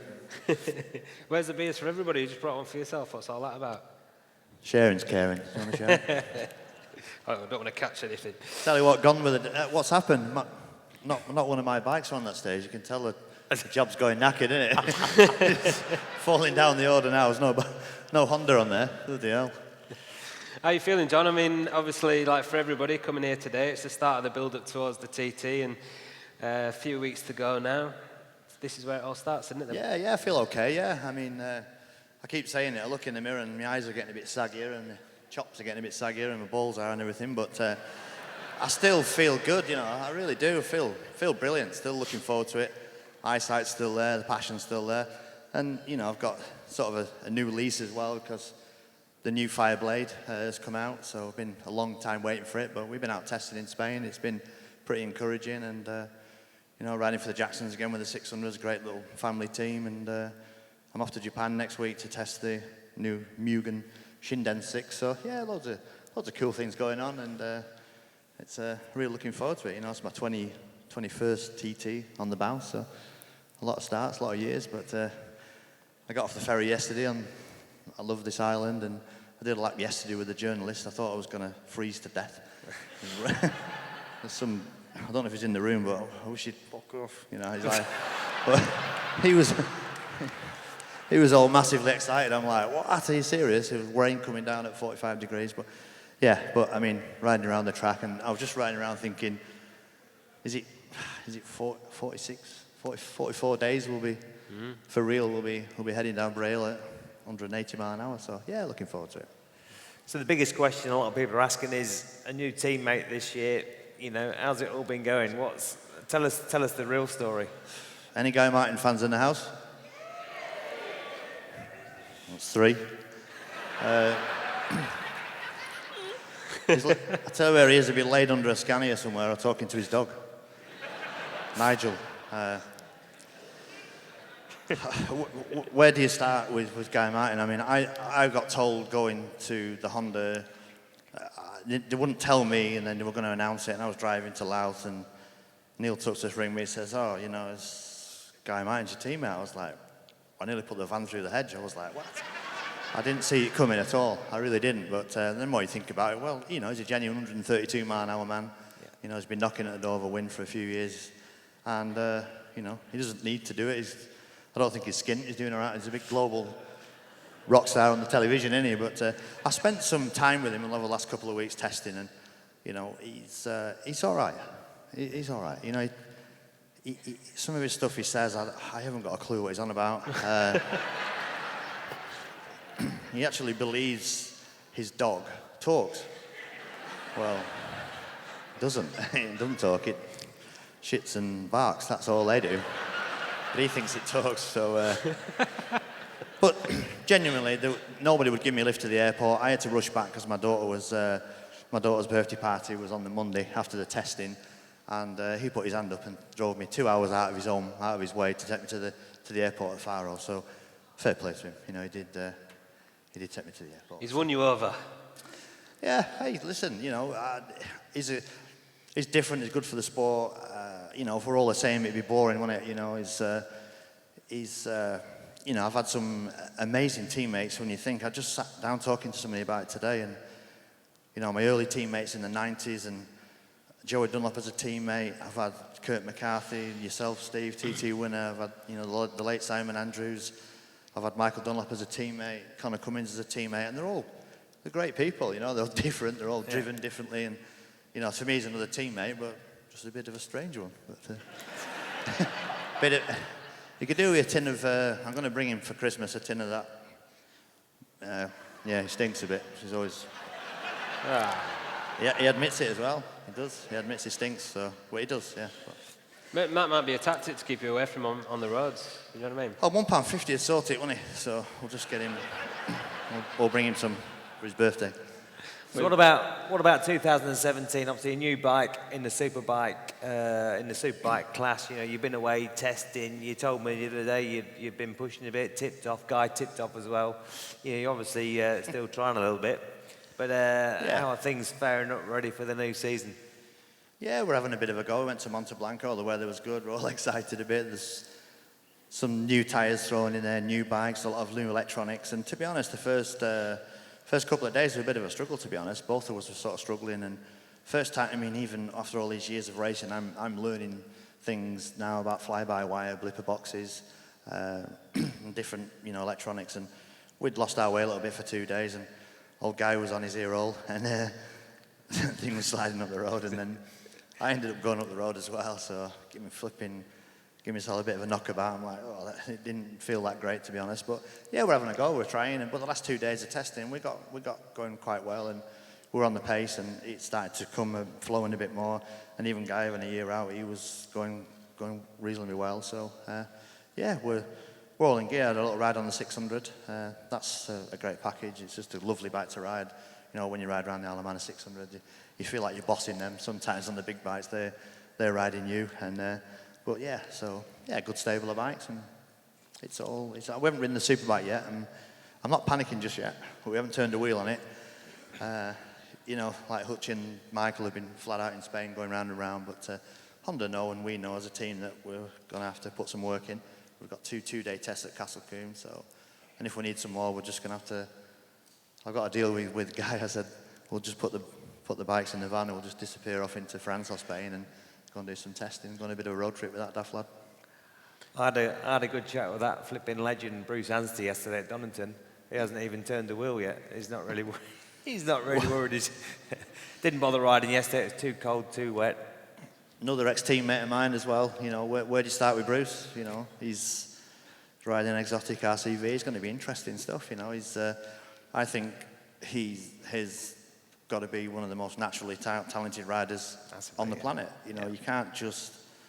I mean, I think he lives in a shed somewhere, and all he does is fly helicopters, and that's it. And you know, but for him to just roll out of bed and reel off the laps he does and the pace he goes at, and it took a couple of tumbles last year, and he shook himself off, and you know, he's up for it and working with Clive as well. A lot of respect for Clive and the team, and you know, Connor's in the team as well, so that's going to be a strong team. So yeah, look, it's poised in it. It's good. You know, the Norton's off at number 1. That's interesting. You know, Bruce away on the RCV. You know, and then Hilliard, Hutchie, myself. You know, it's exciting stuff. I'm pumped. And you're number 5 this year, of course. Slight change there. How are you feeling about that? Well, I've had a win off number 1, 2, 3, and 4, so I thought I'd go number 5. Just to Is that what it is? Spice it up a little bit. Do you know? I don't know. I really. We spoke about it with Honda. I spoke about it with the missus, and I've asked everybody, and you know, maybe it was time for a change. You know, it's gone with the days where you could set off at number 1 and just clear off into the distance. Where, you know, unfortunately, I've done that in the past, but you know, I just felt like I needed somebody to chase, somebody to track down, try and sharpen myself up a little bit, because you know, over the years, 10 years ago, I was always good up to the first sector to Glen Ellen, but now that's my weakest point. So I need a kick up the backside, and knowing he's behind me and he's in front. All the lads in front of me, 2 very different characters. I've got to get my finger out, or he's going to come and take the paint off side of my bike. But if he catches me, we're going to be going quick, and he might drag us forward. And you know, I looked at all these scenarios and stuff, but it's interesting, and you know, I want to spice it up a little bit. It's been a bit boring, isn't it, me at number 1 for the last few years. So John on the Honda, number 1. You know, it's not been boring to watch. I think watching your record lap on board for the 2015 senior was far, far from boring. Mate, you was trying so hard, you really were. So you said publicly at the Northwest launch a couple of weeks ago, if I match Joey's 26, that's it, boom, game over, I'm going to retire. So what if you get 3 this year? Is that it? That's me, I think. I genuinely think so. It's, I think about it a lot, and not so much the Joey record, the retiring thing. I really do, you know. I just think that after all these races, I'm just trying to work out how many miles I've done around here, and 92 starts or something from 2-stroke 125s to V-twin Ducatis, and you know, there comes a time where I can't carry on. But I mean, 2015 senior would have been a great time to bow my head and say, you know, that I've had a great innings and walk away. But it's so difficult to do it. You know, I remember Steve Hislop retired from the TT in '94, winning the Formula 1 and the senior race, and I respected him so much for that. And I was like, oh, shall I retire? But the new bike's come out. I'm excited again. I want to have a go on it. I want to see if I can still cut it at the sharp end and win another race. You know, I wouldn't want to do another 3 electric bike races and win it that way. I'd like to win it on a petrol bike and really show that I can still run it right to the younger guys and and win again. But you know, if I did match Joey, it'd be the icing on the cake, and it's definitely got to be time to hang my boots up. I'm 45 in a couple of weeks. I remember being a young lad looking at a 45-year-old man, and he was just an old bastard to me. When I was 20, 21, you just think, is that old? And like when, you know, like Joey was 48 and still winning races. So there's a little bit of time for me left yet. But I think I just adore the place. I love riding my bikes. I've still got, there's so many people behind me, from the manufacturer to all my loyal sponsors and family. I just want to do a good job. I want to do a good job, race my bikes, and I want to be in one piece. You know, I still really want to be safe, and all the other riders, of course. You know, but I just want to enjoy it, put a good show on for everybody, and you know, if I'm on it on the day, and you know, everything, all the planets line up, there's no reason why we couldn't win another big bike race. You always talk like this pre-season, and then as soon as the TT gets going, it gets nearer and nearer, you're all fired up, you come out all guns blazing, and then you kind of live in your own dream again in the TT world. Every year, that's what it seems like to me, and I don't know if you'll ever come to that decision of stopping, because you love it so much, that's why. Yeah, it's, again, I wish sometimes that somebody would make the decision for you. You know, if somebody could say, "Well, you're allowed to do 20 TTs, and you have to pack in," or, but you know, I'm doing that bloody classic race as well now. I'm super enjoying riding those classic things in September or whatever it is. So it's I've just got a love affair with the place, and it won't let go of me. The place just will not let go of me. But it's you know, I want to stop enjoying it. I stop being competitive. I think then, you know, I've nothing left to prove. I'll just bow out, but I'll stay involved in it. You know, since some of the newcomers here, and I see them up here looking cool with them funny caps on. I look, isn't really one of them's got red trainers on, all trendy and that. I think your world's just about to change when you go down Braille, boys. You'd be shouting yourself. they need a bit of a hand. So, you know, I've got so much to give back to the sport, I'm sure, but I love it so much, and I will do. I'll stay involved and help out somewhere on the line. But at the moment, I'm focused on riding the bike, and you know, I have to believe I can still win, and you know, and we'll. Me too. We'll What about this new book? Is it the whole Shameless truth? plug for my book, yeah. Is it the whole truth and nothing but the truth? It is, yeah. Yeah, it is the whole truth. Yeah, it's quite interesting. I'm really sort of proud of it, really. You know, it's. This is your new book that's coming out in May, I think, isn't it? Yeah, 4th of May, and I'm just reading Michael's book comes out on the same day. So not only are we racing on track, we're racing on the bloody book job as well. So it's.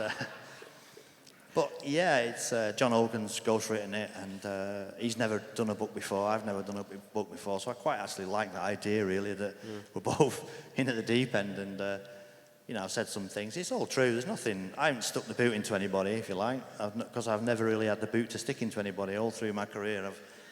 I've prided myself on not owing anybody any money, not ripping anybody off, not doing a bad job. You know, there's a few people in the industry that we could talk about, but I won't. But you know, I've had a great career, and I was sort of brought up pretty not hard, but you know, with beg stealing and borrowing to get going. There's a lot of family members involved, and it's all in there. It's all in the book, and you know, for me, the most important thing is people enjoy reading it. You know, it's a journey from start to finish. You know, it's so I've always been around the paddocks and everything. I was in my mum's tummy in the 1971 race of the year at Mallory Park when John Cooper beat Agostini. You know, so it's just been part of me all my life, and you know, it's good. You know, the missus has done the forward for it, which has made me laugh and it made me cry. So straight away, it moved me straight away. So, you know, she's been part of the journey, and it's, you know, what we've achieved, I'm dead proud of, and, you know, it's all documented in the book, and let's hopefully buy it, enjoy it. I'm sure. I'll tell you what, that won't be. I'll do you a deal. I'll do you a deal. If you think it's a load of shite, I'll give you your money back. Can't say fairer than that, can you? I'm sure we'll all be buying that. And John, hopefully, there's a few more chapters to add to it in the future as well at a later date, because we all wish you the best in the TT this year and for however many years you decide to carry on for. Ladies and gentlemen, please give it up for John McGuinness. Cheers, John. See you later on.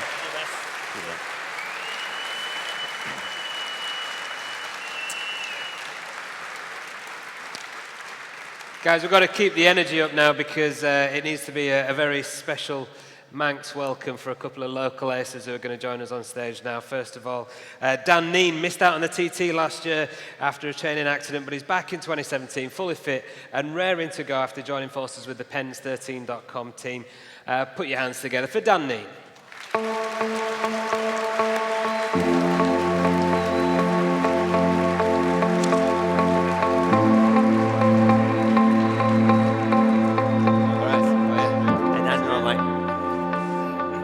And also representing the Isle of Man, of course, is the Ramsey Rocket, Connor Cummins.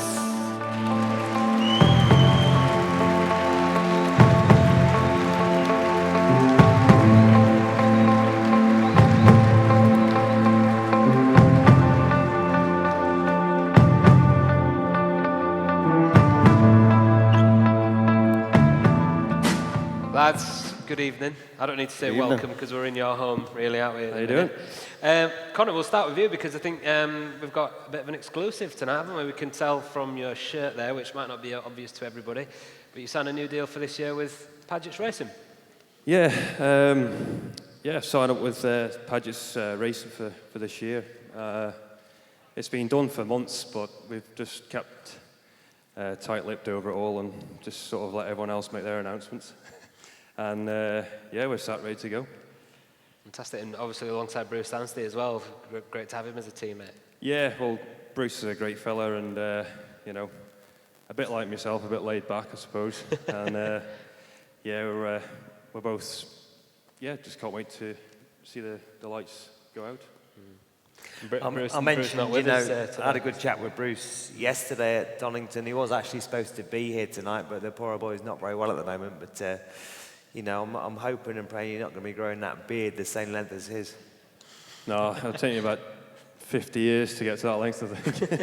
We've got a bit to go.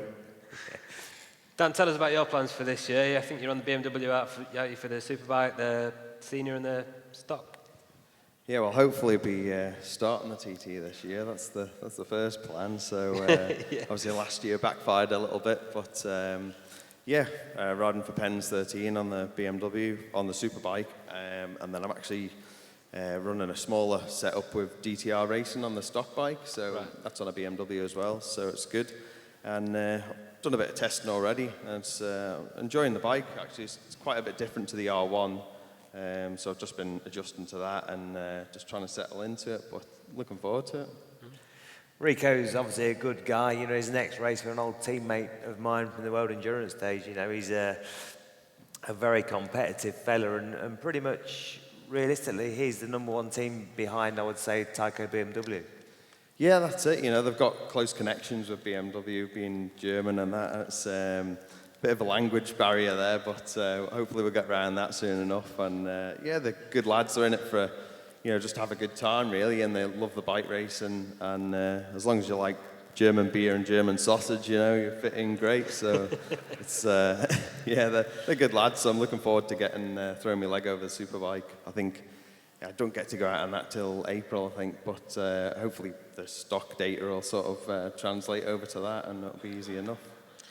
Talking of teams, Connor, we've heard Clive Paget's name mentioned a couple of times in passing, always with kind of great respect and affection already this evening, and I'm sure you're looking forward to working with him.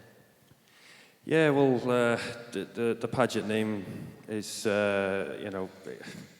it's the experience, the success that they've experienced over the years, and the TT track record is unbelievable, Clive rattled off a stat to me at Donington yesterday, and it was just mind-blowing about TT, how many podiums they've had, how many wins they've had as well. There's no doubt in my mind that that is definitely a team for me to be in. Do you think it's a better fit for you than rather being in, say, like the team you were with last year? No comment. No. Unofficially. All I can say is, it's the right atmosphere for me to, team atmosphere for me to be involved with, and it's a family team. I think if you needed it, they'd put your arm around you, and sort of take you in, and it's full of encouragement. So that I rode for the Paget's team from TT onwards last year, and it was my results, my lap speed just went up straight away, and we'd only done 2 race meetings, so my theory is when we get on the superbike, I'll be even faster on my superbike as well, so I'm really looking forward to it. You had a massive crash a few years ago. It was 2010, I believe, the Veranda. 3 podiums since, coming back strong. When we're going to see you on the top step?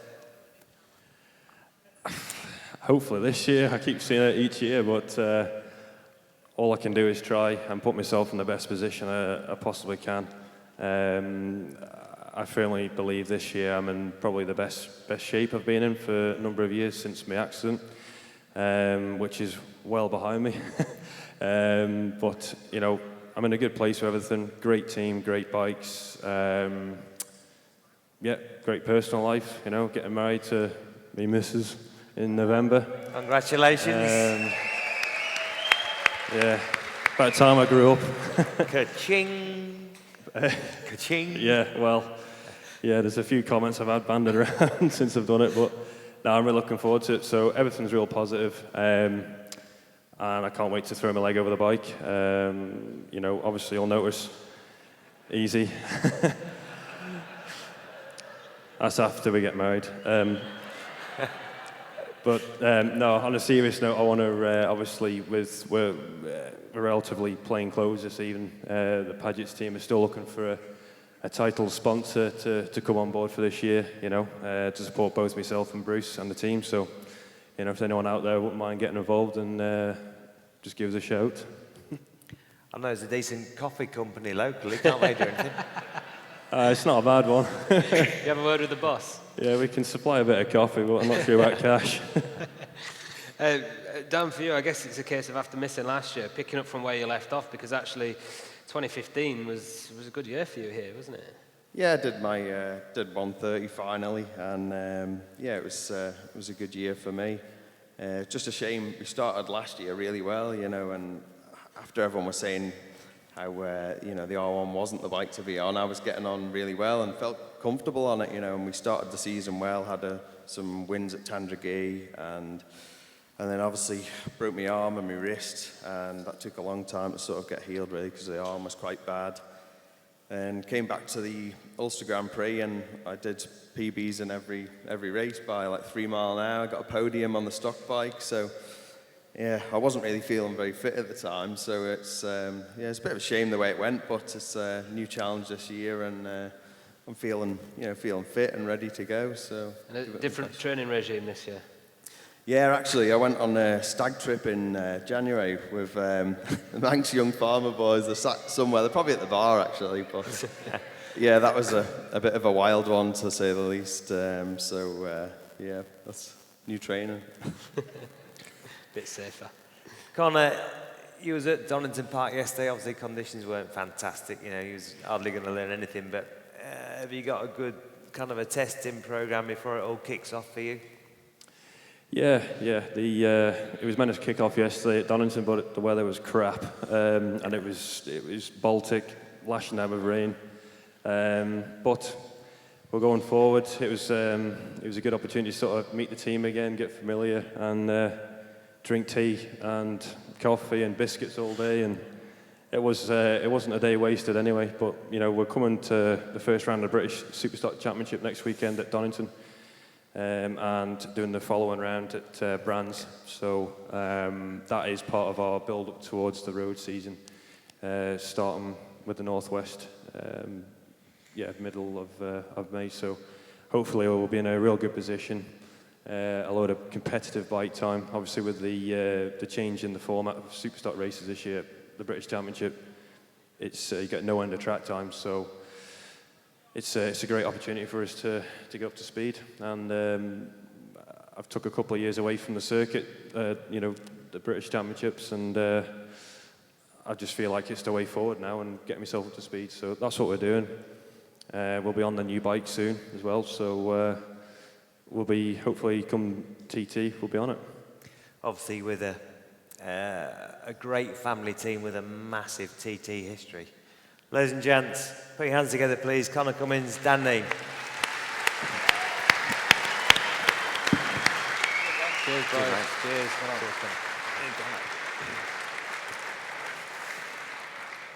Cheers. BMW has been the machine of choice in recent years for these next two riders. They've enjoyed a lot of success with the brand. Peter Hickman smashed the record books on his TT debut, lapping faster than any rookie had done previously. He has since enjoyed BMW success at both British Superbike level as well as back-to-back victories at the Macau GP. Teaming up with the Smiths Racing for TT 2017, ladies and gentlemen, please welcome Pete Hickman.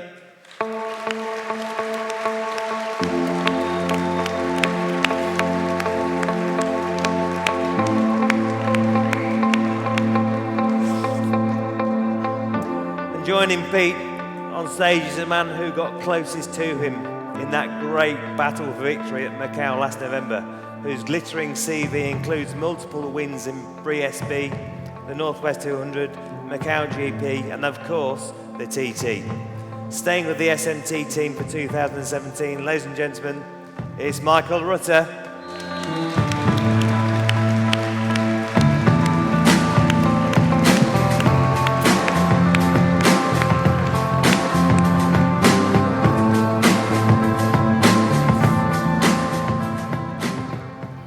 Now, we've got both ends of the spectrum here, quite a relative newcomer, and then... The good-looking side we are. You can see who the tight side is again. Look, one beer for himself. Now, Pete, of course, Kawasaki last year, you moved into BMW. It was really important for you, of course, to get a team you could compete, British Championship, which is obviously very important for you, as well as be very competitive here at the T2, going from strength to strength. Yeah, absolutely. It was one of the big things that I wanted for my 2017 season. And I think I had a really strong year last year on the Kawasaki. I think we did a really good job with what we had. And, you know, the bike was brand new for a start. And that made things difficult anyway. And I had a bit of a tough TT, to be quite honest, although I went faster than I've ever been before. And, you know, I finished fourth in a Superbike race, which was mega. I had a lot of DNFs, unfortunately. But for the 2017, it was a real big thing for me to get a team that can do both. And I'm really happy to be in the Smiths Racing team. They're a family-orientated team, and I like that fact. And they're just bothered about going racing. You know, they're not too bothered about all the kind of bullshit that goes with it. They just want to race and win races, and that floats my boat for definite. You did have a few DNFs last year, but you got fourth in the Superbike race, right? Fourth in the first Superbike race. Which was your best result so far. So. Yeah, it was best result so far, and managed to get into the 132 mile an hour club in only my third year. So, you know, I was still kind of learning, but I'm getting there bit by bit. Well, you're not far off. Is he, Michael? You're off One Direction tonight. With that, I feel like a 12-year-old owning this cap, but my sponsor's like, I think we need a bigger cap so we can have a bigger logo on it. Listen, Peter, judging by the photograph that was on when you came on stage, I reckon any cap's a good cap for you right now, you know what I mean? I had a cap like that when I was about 10 years old. Mate, they didn't even make caps when you were 10 years old, did they? Yeah, it means a flat cap. Cloth. Hey, what you on about with that hair dye? Now listen, Michael, obviously you're back this year with the same team again, not just on the roads, but British Championship, Batham's, of course, with the SMT team on the BMW again. Now, I can remember interviewing you during the TT last year, and you was kind of a little bit,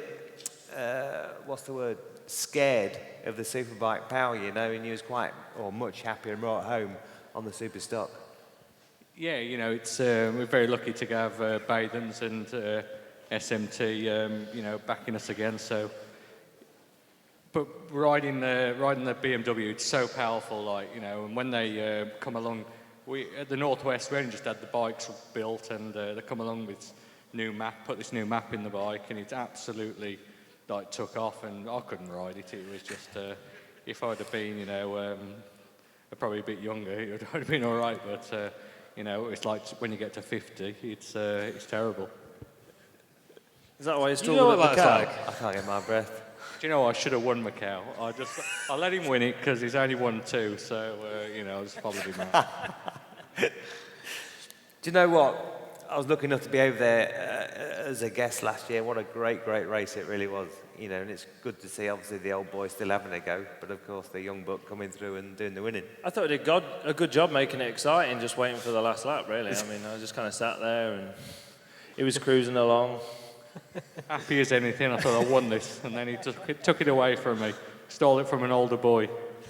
So Pete, now of course, you know, we've spoken about the BMW. What about the other classes, Super Sport?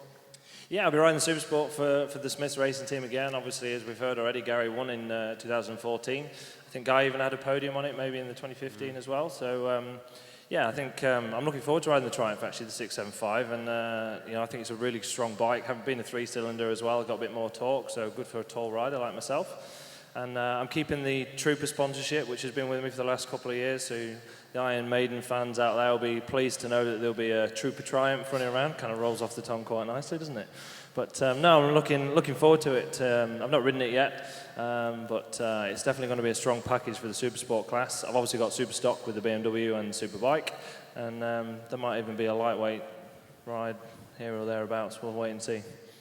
You've made the switch to the roads so well, Pete. I mean, fastest newcomer ever in 2014. As you said, 132.5 mile an hour last year. So, you know, big steps in a short space of time. How soon do you think you can be fighting for wins in the Superbike and the senior? Good question. I honestly believe that the senior last year was the first time I've actually raced a bike at the TT.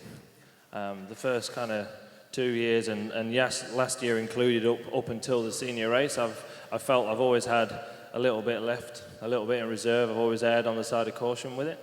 And the senior, I really kind of dug in and attacked the first lap, especially. And you know, I did 131.8, nearly 131.9 standing start, which is my fastest standing start by a long way, and was actually faster than my flying lap from the previous year. So I was confident enough that I could do 133 mile an hour last year. I was confident enough that I could maybe even get a sneaker podium. I think I was 11 seconds up when we had a technical issue. So it was there or thereabouts, and I don't see us being too far away this year either. Michael, you know, 4 TT wins so far. Now, of course, at British Championship, now I'm not taking the mickey, at British Championship, you're very much on the pace on the Stocker, doing a great job in all fairness here. How do you feel with that at the TT? Do you think that's probably your best chance of another win at the TT 17? You know, it's going to be difficult. There's so many great riders with great teams, great bikes. It gets more and more difficult every year. Obviously, we don't get any younger, and you got to be realistic. If I can get in that top 6, it'd be like a race win. And you know, my sponsors have been real good. You know, I've explained it to them. You know, you got obviously Pete coming up. You know, hopefully, don't get in the way. You know, starting number 10, I'm behind him. So if he pulls over for me, it'll be all right. Tell us about your Super Twin project as well, Michael, because that's quite interesting, isn't it? Yeah, you know, the Super Twin, that's something else, you know, which we're going to, which we didn't really want to announce yet at the moment, but we're on the pattern. So yeah, it'll be something which they're putting a lot behind it, and I think it'll be an amazing little bike to ride around here. It's nice. It's nice and slow, so it's a bit easier to ride. I guess, Pete, no lightweights for you, or nothing yet. You mentioned there might be something coming Kawasaki-wise, or... Yeah, more than likely to be a Kawasaki. I think 99% of them in the race are a Kawasaki, aren't they? So there's something that's possibly happening. We're quite happy with everything. Everything just needs to fall into place for the last hurdle, and I'm sure it will do. I'm sure everything will work out well. Well, I'm pretty sure it's not going to be too long before you start standing on that top step of the podium. I'm not sure what class, you know, it's obviously so competitive at the moment, but ladies and gents, please put your hands together, and Pete, give him a hand off stage, will you? Pete Hickman, Michael Rutter. Thanks a lot. You can buy him a pint now. Cheers, Pete. Now then, 2016, as you'll remember, was a breakthrough year. The Factory Norton team, or if not a breakthrough, a break back through, and their rider, the Australian David Johnston, the top 10 finish and 131 mile an hour lap that has seen that combination rewarded with the #1 plate for 2017, which you might have seen on the beautiful V4 at the just as you come in down the middle of the aisle there. Really fantastic looking bike, and it's going to be so special to see that Norton starting from the front in 2017. And as I said, it was David Johnston who rode it last year and earned that right, and he's flown all the way from Australia. He's going to be a bit jet lagged, I think, because he's literally just got here tonight. So please give a warm Manx welcome to David Johnston.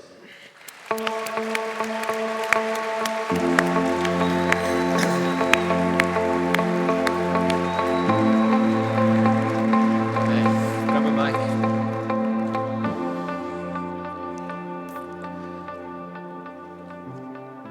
And let's not forget as well, another Australian who's going to be riding alongside David this year is also flown in all the way from Australia to be with us.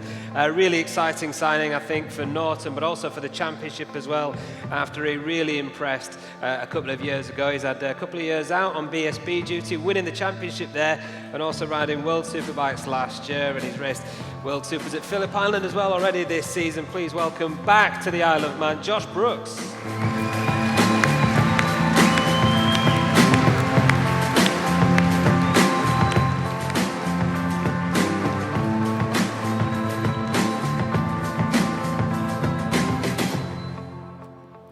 What a lineup. A couple of Aussies together or not, and a fantastic story. Guys, first of all, Dave, how are you feeling? You've had a bit of a long trip to get here, haven't you? Yeah, I'm You're holding up pretty good. Oh, right. Oh, really? Yeah, I'm not feeling too good, but I'm all right. A bit of sleep, I'll be sweet. The sight of the Isle of Man must kind of wake you up a little bit, get the adrenaline flowing after a cracking year last year. Yeah, no, it's always good to get back, and definitely pumps you up as soon as I land here. Yeah, I love the place, and it's I just can't wait to get cracking now. Now I'm here. Josh, first of all, it's great to see you back. You know, you've had 2 good years here. You've obviously got a massive following. But I know you're really passionate about the TT. It's not just a case of turning up and having a go. It's something that you really want to kind of fulfill and do very well at. Yeah, that's right. I was quite disappointed not to be able to ride the last 2 years. The teams I'd ridden for and the races I'd done had prevented me from being able to be here. But the beauty of coming back to British Superbikes this year and riding with a private team is it gives me the luxury and the chance to request to be here again. And they were good enough to release me from my contract for this event. And so here I am going to be taking part again. I was chatting to you earlier on, Josh. We were doing an interview for the website, and it was really interesting listening to you talk about your first experience of the TT when you came, and had a kind of a reaction to it that I think is pretty different to most people when they get blown away by the place. You were blown away in a different way. Yeah, as I was saying that, I was riding for Honda at the time in the British Superbikes, and I didn't really know a lot about the TT. And I'd had absolutely no intention of ever riding. And Neil Tuxworth invited me to come and see, and I thought, a paid weekend away, drink, party, bikes, yeah, great, I'm in. Sounds good. And it was a strange thing. I flew over and arrived, and I got to hire a car with Mclean. I didn't have a clue who he was. It was just some other guy in the car on the way to the circuit. And I got to the track, and then a strange situation occurred where there was the smell of the fuel, the smell of the tyres. My BSB mechanic was there working with the riders, and it just felt like a natural place for me to be. And then it was a live circuit, so a bike came flying through the start-finish area, and it was like a switch. It was immediate. I was like, I'm going to ride this someday. I didn't know when, I didn't know how long it was going to take, and how I was going to make it happen, but it was just immediate. I was like, I'm going to ride this someday. And then it took quite a few years to convince a team to allow me to come. I actually said to Philip Neal I'd ride for another team if he wouldn't put me on the race. So I had to force him into letting me race. Davo, a good season or a good year. The last TT, you had I think a 7th, a great race. Race to a little bit of a hiccup, straight on at the end of Sulby Straight. That wasn't me. For whatever reason. That was you on it. You were the test rider. Pilot error. You chucked my letters on for that one. But for this year, a little bit of a change in the bike. It looks beautiful, looks absolutely gorgeous. But of course, starting number 1. Yeah, that's, yeah, I mean, I'm very happy about it, and it's a massive honour, but it's freaking scary. I mean, number 1, wow. I was talking to John about it before, and I was sort of hoping that he'd start number 2, because I really like following John. He's like nice and smooth. I mean, he's a smooth rider, like, and there's no one better around here to follow. What are you saying, it's easy? No, it's friggin' not easy. I mean, if I'm at that point now where in my TT career where I sort of, I mean, I think I can start number 1 and let someone come up to me and pass me. Like, I mean, even if Dunlop passes me and I stay behind him, I'll be on the podium pretty much. So, and that's I need to learn from them guys, because they're the ones doing the lap times, and that's what I need to be doing to be on the podium, which is where I want to be. Devo's shown what the bike's capable of, Josh. That must give you great confidence. Obviously, you've not ridden it much yourself, but seeing what Devo's done on it already last year, I'm sure that's a great kind of whet your appetite. Yeah, that's right. It certainly was something I considered, you know, what Davo was able to do with the bike when I had the idea of joining the Norton crew. I spoke to Stuart Garner and expressed my interest in joining the project, and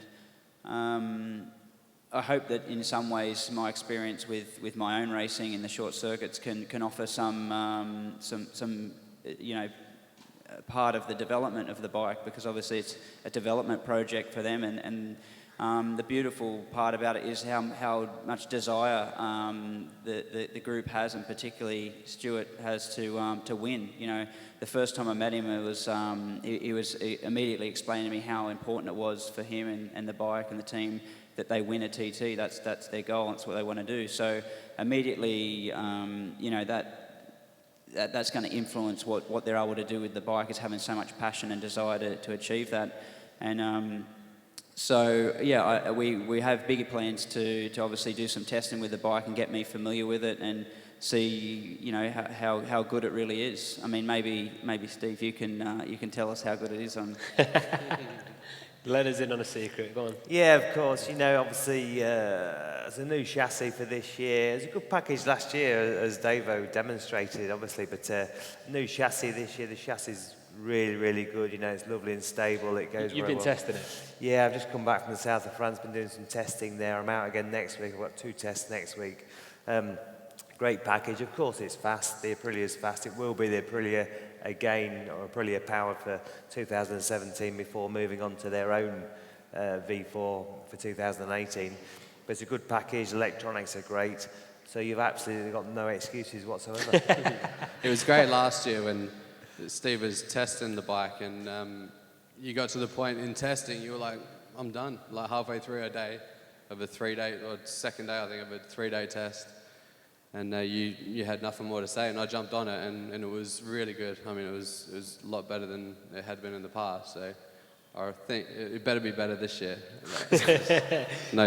You know who to blame if it isn't. Yeah, exactly. And Devo, for you, obviously, fellow Aussie, you're the fastest ever Australian around the TT circuit, if I'm not wrong. And Josh will be trying to, I suppose, change that this year. You've got strong competition alongside you.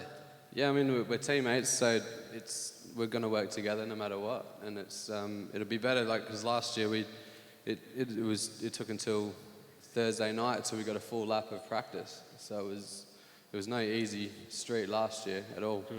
So it'll be good for both of us to try things, because I was supposed to have a teammate last year, but that turned to shit. So that's another story. but yeah, so it'll be good for us both to try the things and either fail or it works.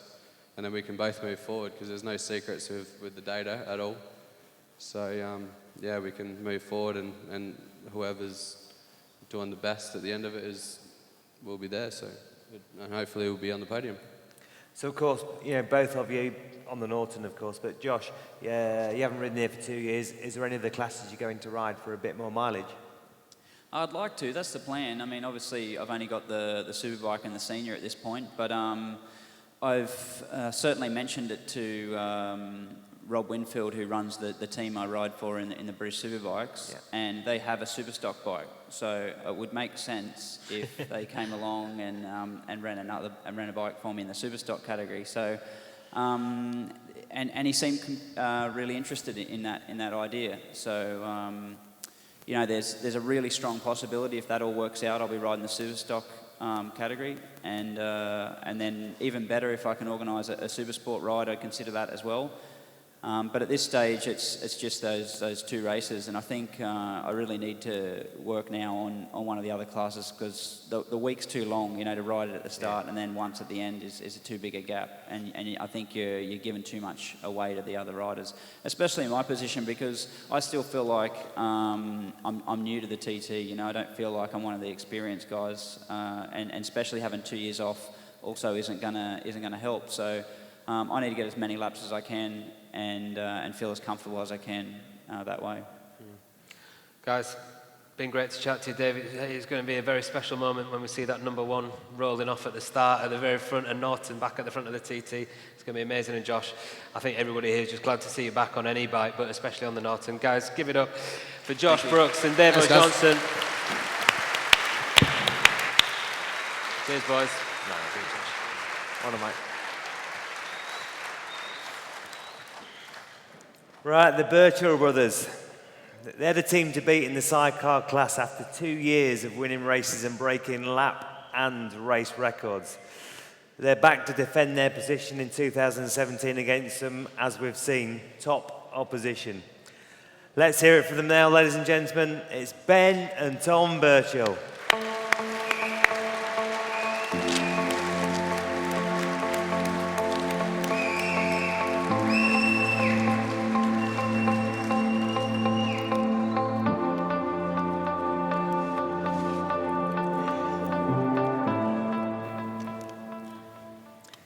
Fellas, you know, of course, last year you was really on the pace, a bit of a hiccup in one race, but, you know, quite obviously the team to beat at the moment in the sidecar class.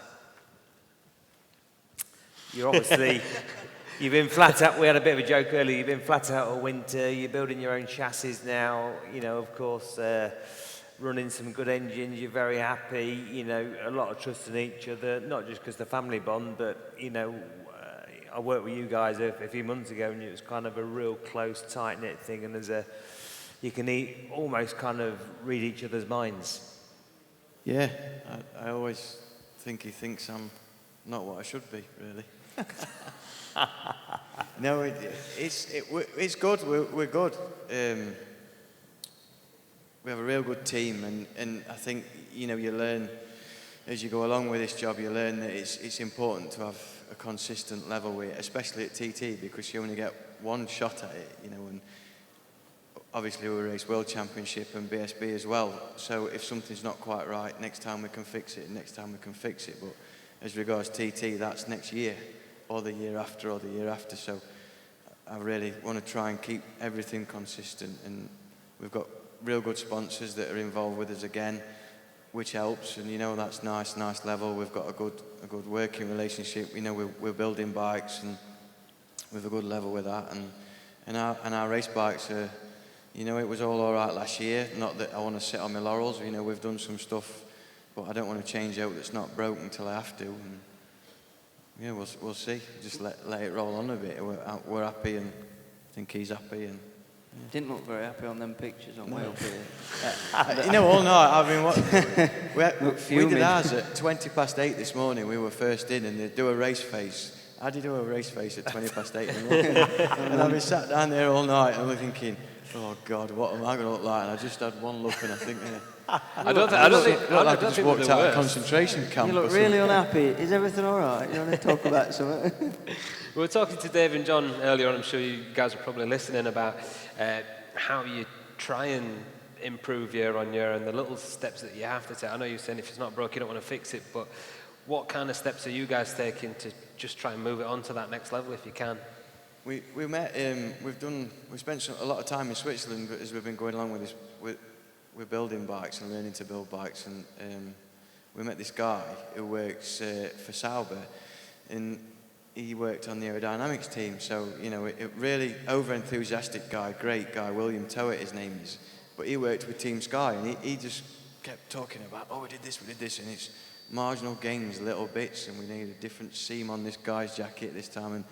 And I just think that big jumps are good. If you really need a big jump, you've got to go for it. But there's also, it's just nice to keep chipping away. And like with this place, you know, you come each year, you learn a different place. And I don't know if it's like it for anybody else that races here, but I find a different section, or I find that bend never meant anything to me before, but now it's good. And, you know, and I think just chipping away little bits and bobs, and that helps to bring the whole thing together, because TT's about a big joining up of lots of little bits, because of what it is. It's never really stopped, has it? You know, from last year, from what we learned in the second race went, you know, perfectly for us. Everything went to plan. And then after that, the previous years, we've not that we've like, you know, forgot about it, but you sort of put the TT bike down and then carry on with your World Championship commitments. But last year were different for us. We just never ever stopped riding. Kept riding it, kept thinking about it, kept developing it. And the little bits and bobs that we did, we went to the winter to Christmas time and thought, all right, look at all that. And then we picked it back up again, you know, beginning of January when we've done the normal thing over Christmas, and then we've just carried it on, and it's in a good place, and you know it's nearly there to come here with. So it's good. You guys, you know, 2016 did a great job in British Championship as well, clearing up the 600 class, doing a great job. Now, of course, development-wise, is it the same outfit, the same chassis, or is it completely different to short circuit, to the roads? It's completely different between roads and short circuit, definitely. I think the only similarity is that they're both 600cc, which helps because when we were riding one bike that was 1,000 and one bike that was a 600, you've not only got to get used to a different chassis when you get off one to the other, also different engine characteristics. So the 600 it's really good, you know, it's revvy, and so you get off a 600 with one chassis to a 600 with another, without wanting to get too technical. The throttle connection is good, and it's the same, and we've been on 600 now for, you know, 2 seasons solid, so that bit has worked and it's paid off, and it's nice to bring that in, to keep the thing buzzing, and it's a revvy bike rather than something that has a load of grunt and a load of pull and frightens you to death. You're always boss of a 600, especially when there's two of you, if we're both doing our jobs right. That's the idea. And I mean, you're going to be busy obviously throughout the year, but I'm guessing the TT is one of the standout dates for you. What would make you happy when you're heading home after the TT? What sort of result? There's only one in there. Yeah, I know that. I think any of us come here for, yeah. It's people ask lots of times, you know, what will you do? What can you win? Can't you win? Or whatever. I don't like to say that I can do. I don't like to say that I can win or lose. It's just, I know that we and our team and everybody that's involved with us do everything to make sure that we have a chance of winning, and that's what we come here looking for. And if you take it away, if you take a finish away from this place, you know, what goes on in making it, the organisation, the marshals, the medics, the people that take part in it, the fans, just to be involved in it is something else. If you can take a win away with you, then, you know, you're walking like you're on the moon, aren't you? Well, I know you two guys can win. Obviously, you're at the top of your game. You are arguably the favourites for 2017. Enjoy the TT. Ladies and gentlemen, put your hands together, please. Ben and Tom Birchall. Thank you. Cheers, boys. Thank you. Cheers, mate. Great to chat to those boys. We would have liked to talk for longer, but we're almost out of time tonight. But of course, there's one man that we haven't spoken to yet. And we finish this evening's entertainment with the man who did this. Now we're going to find out. Now we're going to see some action here. Michael Dunlop coming up towards the line. Just wait for the clock to stop. It's going to be under, and it is 16:58, under 17 minutes for Michael Dunlop. That has blasted. Look at this, the first ever 1:33. Incredible stuff. Of course, you know, we're talking about put your hands together, please, for a man who's broken all kinds of records. And now the first man inside, 17 minutes, ladies and gentlemen, the one and only Michael Dunlop.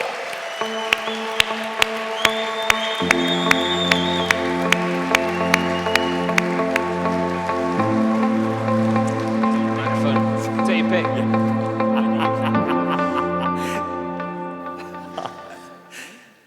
Careful now, Lee Johnston almost got stuck on that sofa. We had to help him off it. Michael, great to see you. Sporting the new colours as well, which is exciting for everybody, and I'm sure especially for you. Yeah, it's something different. And I carried my cap up for Coxie because he says, bring your cap with you, but I looked like an absolute freak show with it on, and I wouldn't embarrass myself to wear a cap like that. I don't know whether you tuck your ears in now or you tuck them out, I don't know, so I just thought I won't wear it at all. I let all them tufters wear it instead, you know. So I want to ask you about that because it's an interesting. We'll talk about the Suzuki as well, of course, but that is an interesting kind of matchup. Internationally renowned house DJ Carl Cox and yourself. Yeah, I don't know who's worse, him or me. He says, "Oh, we'll go out tonight." I speak a bit more with Gavin. He says, "Oh, we'll go out tonight," and I said, "You really don't want to go out with me tonight." It's not. But me and it's been real good, you know, and look, it's been great for my team, if I'm honest with you. It's, I've been always trying the last few years. My team's always been sort of shadowed because I've always had a super bike for somebody, and I just wanted to lift the balance of it up, you know, and somebody like Coxie has come along and it's just stepped the whole social media and everything up to the next level, and it's been good, and I really appreciate what he's been doing so far for the job. And, you know, I've got the same loyal sponsors that have carried me for so long. They're still involved, and hopefully it just gives them a wee bit more publicity too out of it too. So hopefully it works for everybody. Michael, you know, you've got a massive workload this year, obviously a new superbike to develop and get ready. Obviously you're running it at a British Championship in the first couple of rounds and then moving on to the road racing. But not just a new superbike, you're running your old R6, which of course you're used to, but a twin as well. It's going to be a busy old year. Yeah, it's going to be hot and heavy. Winston's been good to me and built me a brand new twin through Nick. Nick and Jeb are working at it at the minute, so I'm really, it's a good thing, and it's changed to the Wednesday night, so it makes life a whole lot easier because it was before the senior before, and obviously you're pumped up, ready for action for the senior, and it never suited me, you know. But in fairness to Winston, he's stuck by me, and Morgan, he's working at the minute. MSS is working real hard at the minute to get me a real good twin, so I want to be competitive. So hopefully there's going to be a lot of bikes there, but you know I'm fit enough for it, so we're ready to go. And what about the new GSXR? Obviously, if you didn't think it was going to be competitive, then I'm sure you wouldn't have jumped on it. But yeah, it's been good. Yeah, it's been completely different. It's a new bike, new chassis, new everything, right. And I just thought, well, we'll have a do. You know what I mean? Well, it's something different. You know, people thought that maybe hadn't any other options. One person especially, but he should be grateful I didn't go his way or I took his bike. So, but these things happen. So. It's been real good, you know. I've got a lot of faith in Stuart and Steve, good people, you know, and especially with me and Steve, we got on real well, and he said to me, we'll do our best, and I can only ask that, you know what I mean. If somebody says to me, we're going to give 110%, well, I'm going to give that, and if they'll give that, I know Steve will. He'll work hard. They're working real hard with Yosh Shamir at the minute, and it's been, you know, I've got faith that we'll make the job right, and they put a lot of faith in me, obviously, because the last time we went with a new bike, it didn't end well. So, but with these boys, I know that at least these boys are doing it for the right reasons. If Stuart himself's an engine builder, he's looked at the bike, he's been very happy with what it is, and he said to me, you know, I'm one of them riders that will obviously ride a bit harder if needs be. I'll take it to the limit and across if I have to win races, and you know, and people's like, oh, what's the approach to, you know, going to the TT with a brand new bike, and you know, just point it straight down Glencrutchy Road, pull the trigger and see what we can do, you know. So that's all I can do. Now, everybody knows you'll give 110, 20% when you're riding, you know, as long as, obviously, even if the bike's not quite right. But what I want to know, I've ridden with you as well, you know, I know exactly what you do and how you are, but my question is, what about sidecar? We're going to see you in one at a T2. You've been dabbling, not just dabbling, you've been competitive, you know, yeah. You've been going well. Is it something that's on the horizon in time, or...? it's one of them things. I was to do a bit this year. Sure, I took a back seat and it was a stumbling block, but yeah, I want to go back into it. But it's funny. Like if I wrapped up into Japan to the Japanese and said to them, "Oh yeah, lads, I'm going 3 wheels this week," and they just look at me like I'm fucking 2 heads on me. Like, what's that talking about? You know what I mean? So you have to be realistic. You know, at the same time. So. You just can't rock up to the TT and think you're going to spank these boys, you know, in the sidecar. You know, it's not possible. I need to do the time in behind, and I would love to do it. Don't get me wrong, I'd love to do it. And were you surprised by how well you went in a sidecar on the short circuit? Yeah, I was not surprised. I was very aggressive in the first race. I just was too aggressive in the dry, and Dan, who would have sat in with me, he just said in the wet, you know, you need to loosen up. You know, you need to. The evening shenanigans the night before didn't help things either. You know, everyone was sort of relaxed. We were chilled out. I think it was the mood, and I remember it was nice as anything because it was the virtuals cars, and it was like, oh, it was a pride and joy. You know, it's a TT, and I was like, yeah, it'll be grand, it was sound, no bother, and. The first lap, I spun off on the start and finish. We spun off, we got back going again, and we sort of got going again. And the more I could see, the lads were hanging out the wall, and they were going madder and madder. So we must be making it up the field. And I said, he must be still drunk. He has to be still drunk. He does. So we got gathered up, and we got quicker and quicker. We just seemed to get into some sort of rhythm, and I think I had the fastest first sector, even quicker than the big cars as well. And we come in and. Just everything. It was a real good day, and the car was working real well. The lads had put a real good car together, and when they took it home and took about the 5 ton of stone out the back of the wheel arch, they realised you're carrying a ballast. He realised that. Oh, well, maybe not give that to him again. It's not a great idea, but I've been very fortunate in jobs like that, you know, to get good cars. You know, I'm a good passenger. You know, it's like anything. I do a rally a car as well. I've got a real good passenger, and makes my life so much easier. I can steer it and point it in the right direction, but if you haven't got the right person in with you, it just doesn't work. And I've been fortunate enough to have good people and good cars. So 2016, the pace was incredible, 133.9, well under 17 minutes. You're in the senior for your lap record, for your outright lap record, should I say. How do you see the pace this year? You know, I know it depends on the weather and the way things go. It's a new bike. You've got a bit of work to do developing. You are on the same tyres as last year, but you're quite confident. Yeah, only man to do a sub 17, you know what I mean? So I'm confident, and not only just a sub 17, I've done 5 of them, I think it is, so it wasn't a fluke, you know what I mean? So I know how quick I can go, and I can go quicker than that, and I'm not just into the sub 17s, I'm in there a good 7 or 8 seconds, you know, coming into the pit, so I do know there's more in me. Obviously we had real good weather last year, bit of motivation there too to push on for that big bike race too with the crap and stuff. I just got my head down and really pushed hard, and we were strong. We were definitely strong, and I do think there's more in us. Changing to a new manufacturer is good, gives a wee bit of a, you know, bit of a buzz and a bit of something different. You know, it gives me that excitement. You know, and you know, I can promise everybody here tonight there'll be nobody push any harder than I will. You know, and I know what the costs are, and I'm willing to go that extra step to get it to the next level. It must be so difficult to actually take it to the next level, obviously, but does the change of manufacturer, change of bike, just give you that extra little motivation that you maybe you need? I think it's in everybody's mind. Everybody's wondering to the point, how good is it going to be, or what's it going to be, or is it going to be right on the day, or is it going to be not right, or you know. And I know myself that we'll make a job right. We'll make it to the point where we're going to make it right, you know. And it gives me that, you know. I've been a bit sore in manufacturers. I've been through a few, and I've won in them all. So it's, you know, it's just a next level of trying. Right, okay, it's the same thing. Everybody was on a BM, you know. It went from, you know, you had to be on a Honda, you know, to win TTs. When I first went to Honda, it was like, you need a Honda. Ron on the Honda was like, yeah, he was on a Honda. So then I said, well, I'll go to BM. I want a BM because it was the fastest bike in the country. And it was like, oh, I just rev my wheels off again, you know. So it's now onto another bike. So I'll change onto a different manufacturer and, you know, and prove that it's, sometimes you need there's no point in having a good horse where you need the jockey.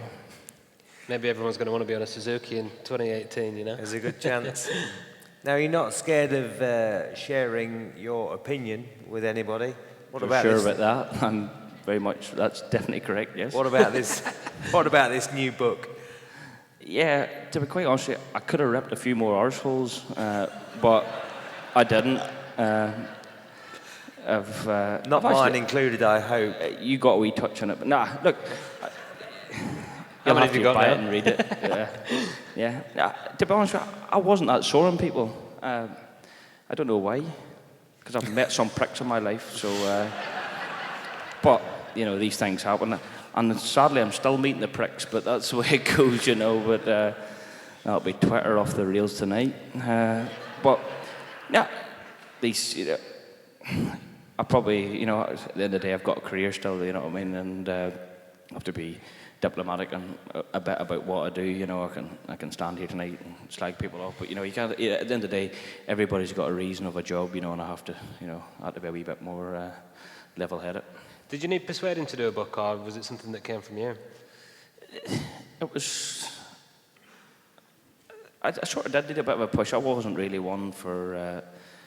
I wasn't that bothered, but people, you know, it's like everyone. People wants to hear the story, and you know, it's like everyone. And I thought to myself, well, either do a book and maybe make myself a bit, you know, just do something for myself, or write in a magazine every week. You know, when you go to things like this, you sit down with 10 different journalists, you know, and they ask you the same questions, or the next year they'll ask you another question, and it's, well, now that I can spill everything into a book, you know, instead of just, you know, constantly running around in circles and everybody asking the same question, doing the same thing, and bits and bobs, now I just thought I'd just sit down and do it. And it's funny, it was the boy that actually, the author or whatever, the boy that came, he really didn't grasp Irish people. He didn't really grasp what I was telling him, you know. He sort of met, I think, footballers and stuff like that, you know, and I think when he landed, he was going to the Ritz, and he didn't realise I was in the pub at the time, so I'm like, come on in, fella. He's like, oh, we told him stories, and I didn't know if he thought I was lying to him, or he just realised these people stupid. I'm not quite sure, but hopefully he's done a good enough job with the book and not made it look too bad.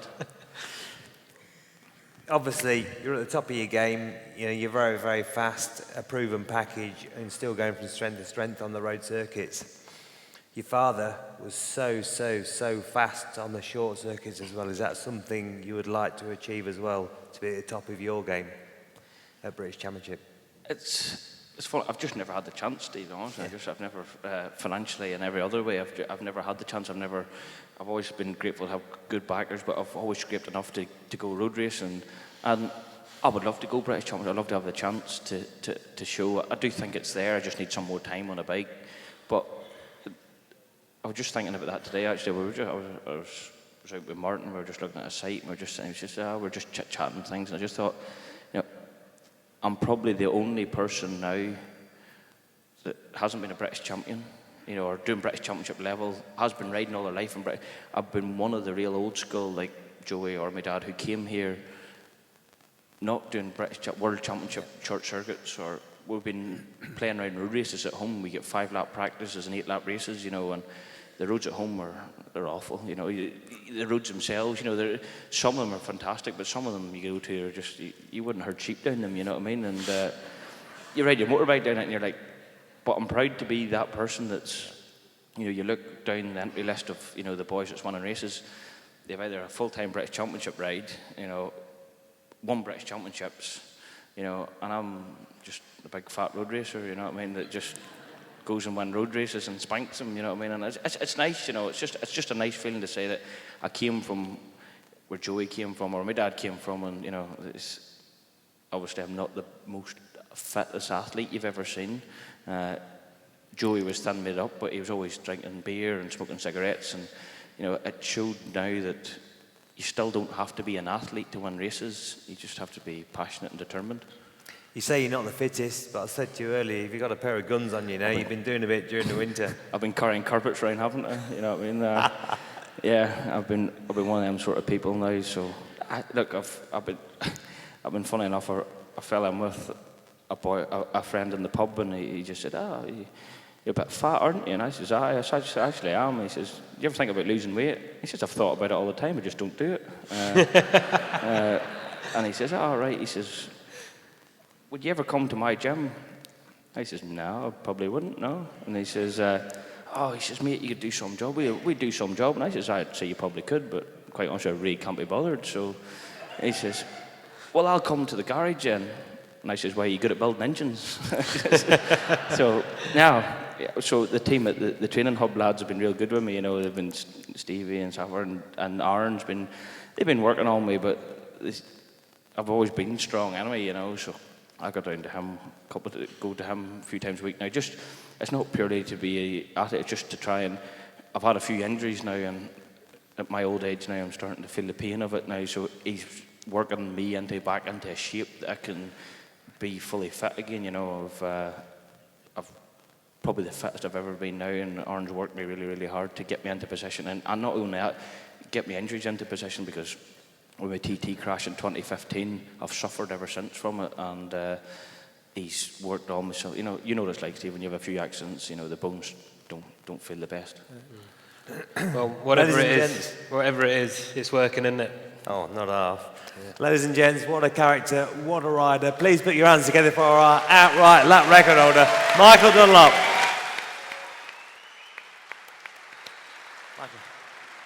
Michael. This way, Michael. Thanks, mate. Incredible listening to all the stories from all the guys, and you just feel the passion and the determination from someone who's won so much. It's wonderful. Has it whetted your appetite, Steve, for the TT tonight? In all fairness, just watching the screen here, it makes the hair stand up on the back of my neck, you know, hoping for some great weather just like last year, and hopefully more records and some great racing for 2017. Yeah, and I think, as I said at the very beginning, it's definitely got the juices flowing for the Isle of Man TT races, fueled by Monster Energy in 2017. Can't wait for it all. The countdown has effectively begun tonight. I really hope you've enjoyed it down there and up there as much as we have, and also on the online stream as well. Thank you very much for joining us, and we'll see you in a few weeks' time. Cheers. Good night. Thank you. Let's go.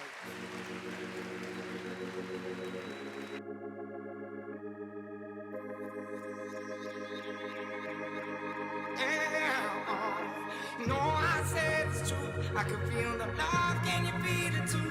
I could feel it. I could feel it. You know, I said it's true. I could feel the love. Can you feel it too? I could feel it. I could feel it.